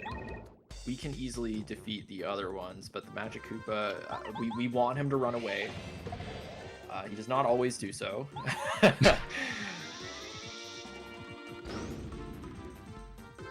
He probably will. Yeah. Yeah, he's very likely to run, but sometimes he just doesn't. So, come on, guy, what are you doing? Okay. Okay. Yeah, sometimes items drop and it's just like, okay. Sometimes they drop right on top of you. It's nothing you can do. Yeah, I don't really want that. Yeah, not interested in a super shroom right now. So we need to backtrack through the now cooled off lava, because turning off the faucet cools off the rest of it. Yep. Well, logically. Yeah, Then we instantly. have a really cool section coming up right when we take this key to the door. This is the basement. Yep. You will be doing blind basement, yes? Yes. Okay. So this whole section, we're going to be totally blind. Well, almost totally blind. In reality, you can like you can change your monitor settings or display settings so that you can kind of see what's going on. You may even be able to see, because Phantom's capture is really cool, actually. My capture certainly does not show this much, but you can still kind of see the terrain here. Maybe. But there are enemies through here that are coming at you, so the movement has to be pretty precise, even if you can kind of see what's going on.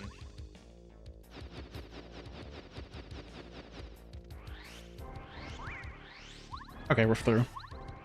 Yep, that's the scary part. There's no dangerous enemies after that point, just a Magic Koopa that does nothing. And that was Okay, door so- 1. Yeah, there's door 1. Couple of Bowser doors in here. Bowser door's like, how did you escape my trap? And this is our door 2 segment. Yep. There's quite a bit that goes on in door 2. More so in glitch categories, but there's still a lot happening. Yep. One of the coolest things you'll ever see in Glitchless is coming up after this flood room here. This is one of my favorite movement sections here, the flood room. Very cool. It's even better when you're allowed to use glitches because you will be running on top of the water half the time. We will respectfully be using sushi here because we are not allowed. Not allowed to walk on water in this category. Yeah. Or to lackey on water. Yeah. Yeah, this room in particular is quite broken. Very, very. Notably, you can go behind where that switch just came out of. Yeah, I still don't quite understand why that's possible. But all of these corners basically can be clipped through with Lackey's bonus features. Incredibly broken partner. Just a hurricane bot for us in Glitchless, but there's a reason glitched categories go directly to Lackluster. Yep.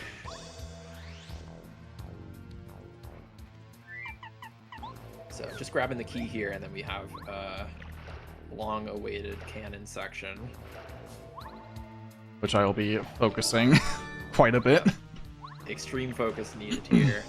It's one of the glitchless strategies, or one of the strategies that you only see in Glitchless, and then also that like is one of those things that's like, that's not a glitch.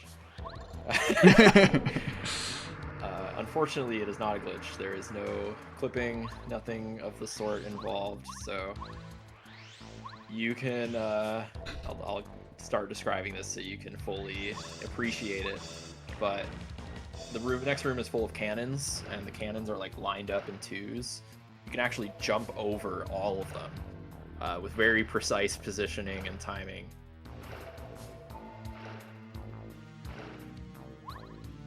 It's not the end of the world if we do encounter one or two of them. We can just run, and then you can use the like invincibility for, after running to just go right through them. So the runaway can be pretty difficult, though.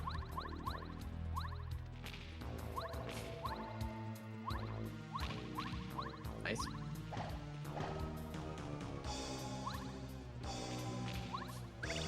Oh, wait. Okay. Ugh. Yeah, also gotta dodge those bullets while doing this. A lot going on in this trick. Yeah, very important to run away there, actually, because the experience.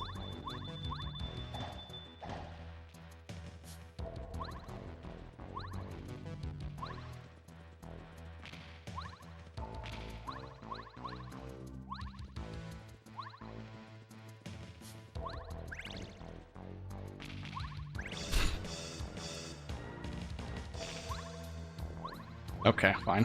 Nice. All right, 3 out of 4. You absolutely take those. Very impressive. So that section, you may have noticed Phantom jumped on one of the bones that the dry bones threw. This actually causes them to just stop attacking you. Unclear why. Only if Sushi is your active partner. Yeah, it's even weirder. Only if Sushi is your active partner. This guy looks a lot scarier than he actually is. But by luring him over to the left, he'll just never hit you. Okay. That's basically door 2. We have a pretty long quiz section coming up here, and it's scripted. Yep, take it away. All right, sounds good.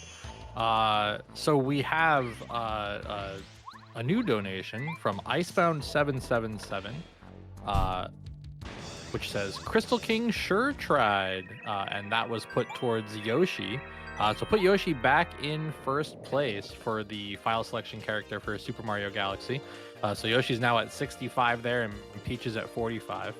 I also just want to remind you, chat, that when you do donate, you can you can choose both a poll, a bid war, and also like a target goal. So we can get both, a file selection character for Galaxy, or the character choice for Mario Kart World, and also donate to something a bigger target, like the pyramid bonus round, which is coming up in a while, or the Super Mario 64 All Animal Stars bonus incentive there, which is coming up for the run after this. That target, by the way, is only $16 away now. So any one of you could be the hero that gets us extra content for Super Mario 64. I have it on good authority that watching that game get played on a fishing rod controller is extremely goofy. So if you want to see more of that, then definitely get in that $16 to let us meet that target. And while you're at it, maybe pump up one of your favorite character for Mario Kart World. Yeah. Do you want to talk about what this quiz is? It's static. Yeah. Yeah, it asks you questions like how many Koopas were there, or like, stuff like that. How many shoes were there? It's always the same answers every time. This is the last question here. Yeah. If you fail this quiz by getting 3 wrong, then you are met with a terrible fate. You have to fight 3 of some of the strongest enemies in this game. The 3 anti-guys, who each deal incredible amounts of damage and have a lot of health. For some reason, whoever invented all bosses decided that must be included. So all bosses is the only category that has to fight them. Yep. They are considered a boss fight. Yep, much to everyone's dismay.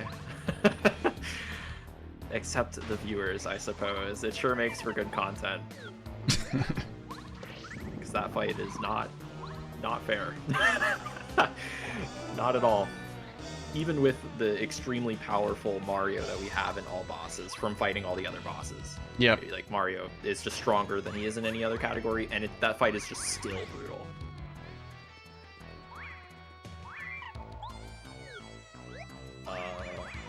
It'll be fine. Like that. They were in weird spots. Yeah. Yeah, enemy placement, again, random. So sometimes they're just in weird spots, and things can get a little weird.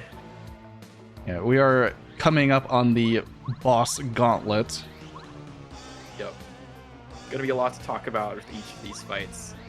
So buckle in. Especially starting with Duplighosts.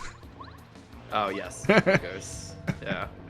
We mentioned these earlier. They have 15 HP, the highest for any regular enemy, and we are going to have to fight 4 of them.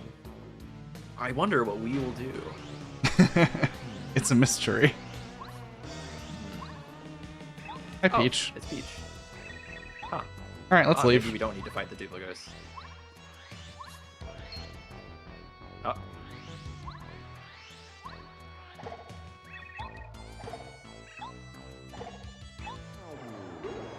Alright. The final mashing. I really don't know why it transformed back. Like, it did fool us.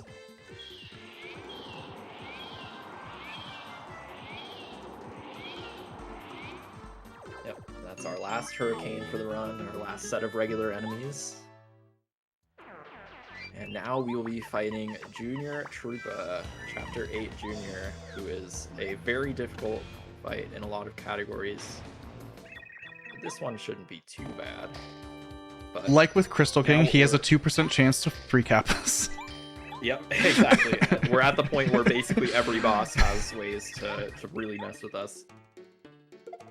Somehow the final fight is actually like more consistent than these. Yeah. For that reason.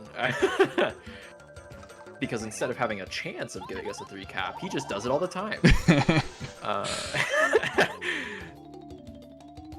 Yeah, so this fight is routed so that we only need 4 bounces. Yep. And this is really the first time that we're seeing Bo here. I like her. I guess second time we used her on Tub of Lava's Heart. But yeah, she lets us be invulnerable for a turn, but then she loses her next turn. So very useful here to just let us get a bunch of jump charges in. Yeah, we're gonna get one more, take one more hit, and then get 4 bounces. Yep. Just need 4. Okay. Delightful. Delightful to not see another 3 cap. My gosh. So fun fact, I do have my timer running. I was 30 seconds behind my PB at Huff. That's really good for the safe route. And then we got 3 capped. Yep. So coming up here on Hallway Bowser. This fight is the easiest of these. The nice thing is that we just fought Junior, so we're gonna enter this in peril already. So hopefully we will just do 2 attacks and Bowser will be dead. Ideally. That's ideally not super likely. I'm trying to, speak good thoughts. More likely it'll be a 3-turn fight, but Yep. Is it 5 and 5 or 4 and 7? The 4 and 6. Or no, it is 4 and 7. All right. Okay, a 5 cap. So one more of those, and we'll have a very fast Bowser fight. If not, then he makes things take a little longer. He is still scripted, but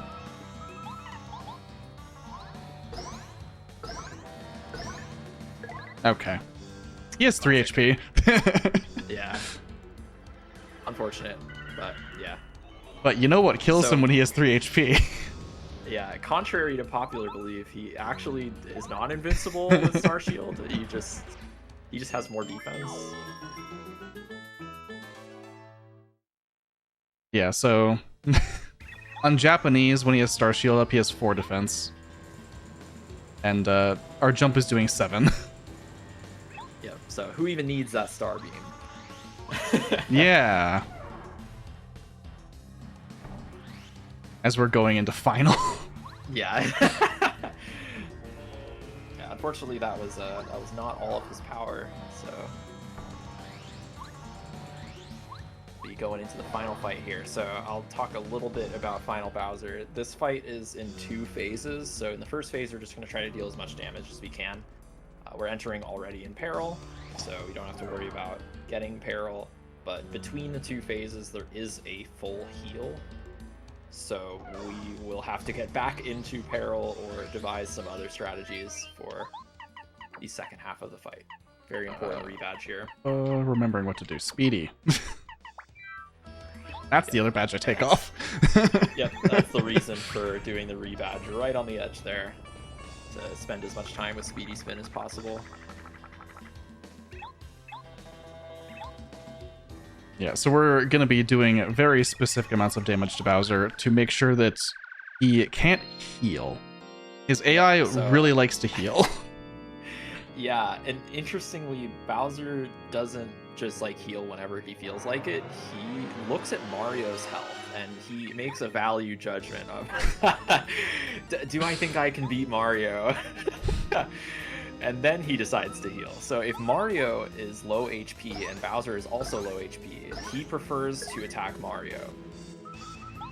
He basically does a comparison of the percentage of your HP and his percentage of HP, and if it's like within, if it's 25% or something, Yep.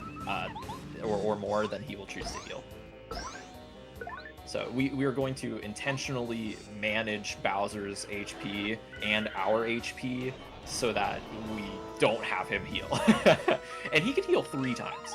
So once you get one, it all spirals.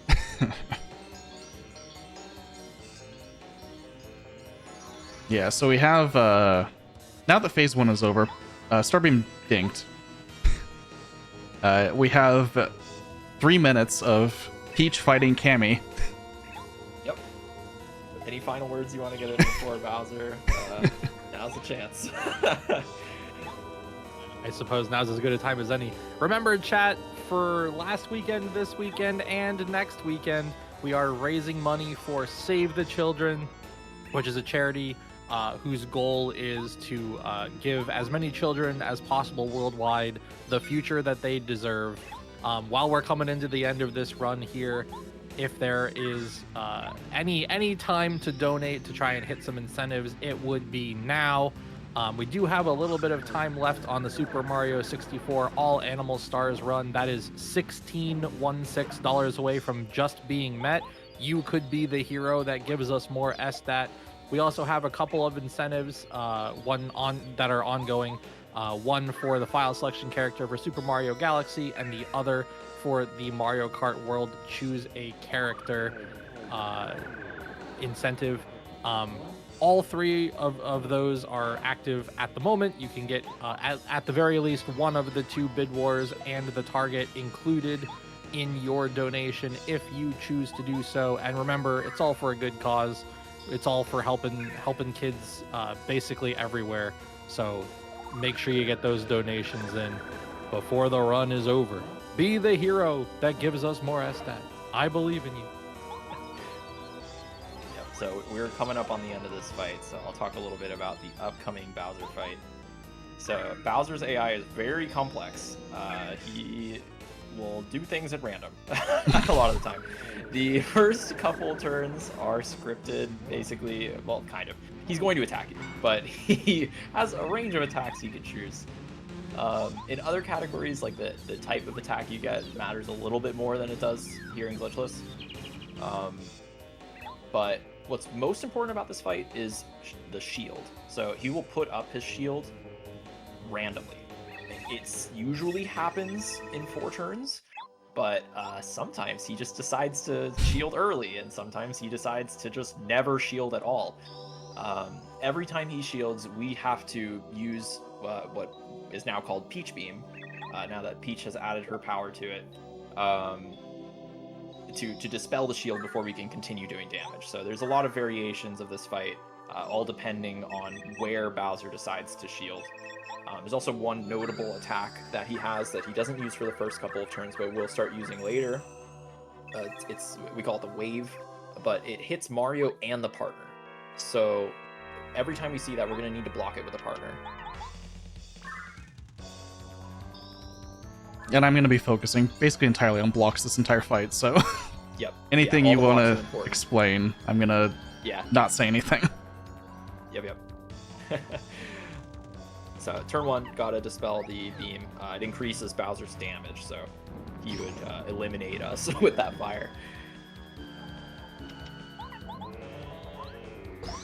The glitchless safe fight here is going to be using a lot of power jumps. And the reason we equipped HP Plus earlier is so that we have that 20 max HP. Once again, this is because of how Bowser manages his heals. We just want to make sure that we stay like basically at 50% or below the whole fight so that he doesn't heal. The death here is intentional. We've picked up a couple of life shrooms during our journey, and we're going to be using these to stay low health while still dealing damage. And Paracarry, since we ultra ranked him, is our strongest partner. His attack is also the fastest of any strong partner attack. So this is a shield. that? That's That normal. was, that's normal. That's the turn 4 one, right? Yep. Yeah, so the most common pattern is the turn 4 shield. Yeah, after this, he's gonna just start doing whatever he feels like, so... Here goes. Funny thing about Shell Shot there, it's like, it's not possible to miss on Bowser because he's so big, so you can just flick the stick. Yeah, now that we're at low health, we're gonna use a Repel Gel here. This will allow us to stay at low health for a little bit. Okay, this is lightning. Rare attack. One that's very difficult to block because it kind of just comes out of nowhere. Another lightning. Cool. Yeah. Thanks, Bowser. Yep. And that's Bowser. It looks very simple, but that having to block literally everything is not easy. Yeah, it is very scary. Those blocks are not easy, especially with the the pressure being at the end of the run.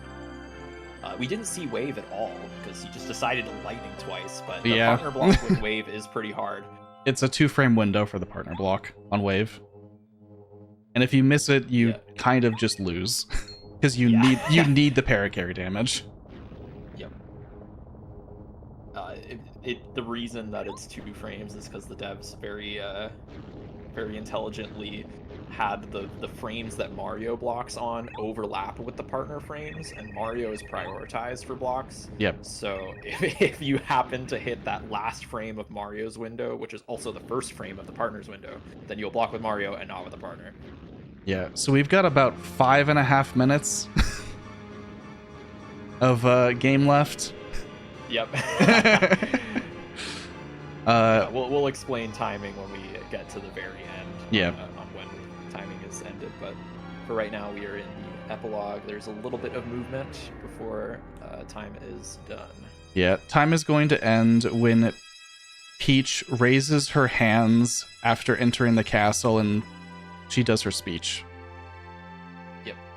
We'll let you know when it's Oh. coming up. Yeah, call out that frame.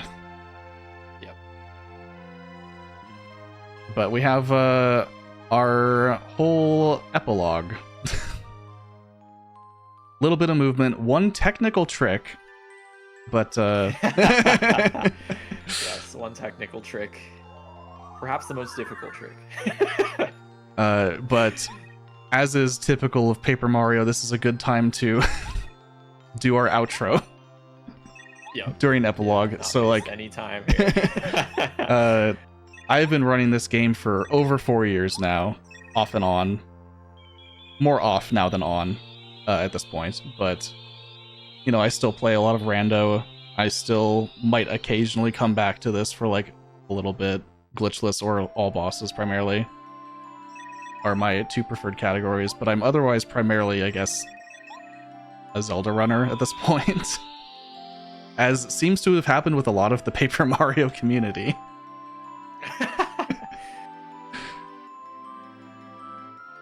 And Ari made Paper Mario Archives.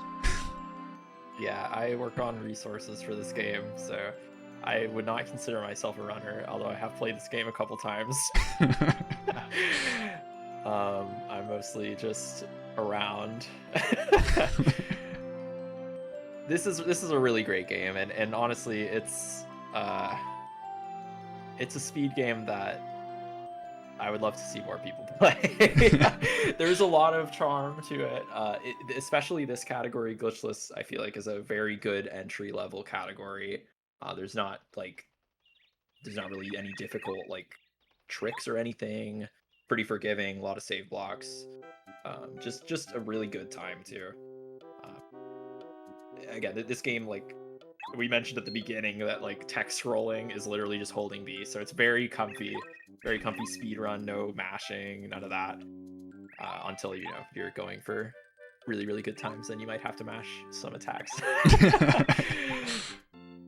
Yeah, there's very Just a great minimal game. minimal mashing. But yeah, it's very easy to get into. Glitchless especially is just like, it's long, but like Arya said, it's not complicated, and the routes are fairly well documented. There's a lot of beginner resources to go over Glitchless. Yep, and if you learn Glitchless, it has kind of prepared you for most of the game that you'll see in other categories. Yeah. Because you are now familiar with all of the rooms, like on like how to move. So it really does prepare you well if you ever wanted to branch out into the other categories. The tricks and stuff you have to learn for those other categories can be pretty tough, but there's a lot of resources, a lot of stuff aimed at beginners, beginner routes. Mm-hmm. And a lot of people in the Paper Mario speedrunning Discord happy to help. We're just about to the final trick of the run. So what am I doing right now with my controller? Holding down. Yep. So the final trick of this game, Luigi skip. For whatever reason, I don't know I certainly don't know why, but Mario and Luigi are going to walk over to the pipe outside of Mario's house here and are going to enter the pipe back to Toad Town. But for some reason, if you're holding down, you can just take the pipe and not wait for Luigi. So it just saves a little bit of time here. There you go, Luigi skip. You can see the early fade out. Now Luigi does not leave the pipe. Yep, yeah, you skip the part of that cutscene where where Luigi exits the pipe and then heads to Peach's castle ahead of you. So it does actually save a considerable amount of time. I think it's like 7 seconds or something. Yeah, it's not small. Yep. So Last trick of the run. Yeah, time is coming up here in about 20 seconds. Yep. Peach is gonna come out, say some words, and then when she puts her hands up, that'll be time. We'll call Yep. it.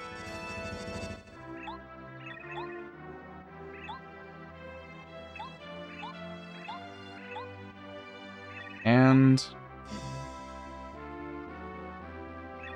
time. Time. Yep. Awesome run. Yep. Huge shout out to the Crystal King for making this more interesting, and shout out to you for for recovering that. Oh my gosh. If you missed the Crystal King fight, please go back after the marathon. Oh my and watch God. That was a nail biter. Yeah, this would have been sub 350 without that Crystal King fight. And that's sub 350 is a very good time, especially safe. So I'm fairly happy with that overall. Very good time. GG's. Excellent run. Well done. Yeah, so thank you all for having us, and I think we've done enough outro rambling to hand it off to our host and the rest of the tech team. So thank you all. Well, thank you. I just sat here in the app that you played a game for 4 hours. But yes, thank you both for the awesome Paper Mario run. We are going to pop over to a brief break, and while we get ready for the upcoming Super Mario 64 Bass Pro Shop % run. So don't change that channel. We'll catch you on the other side.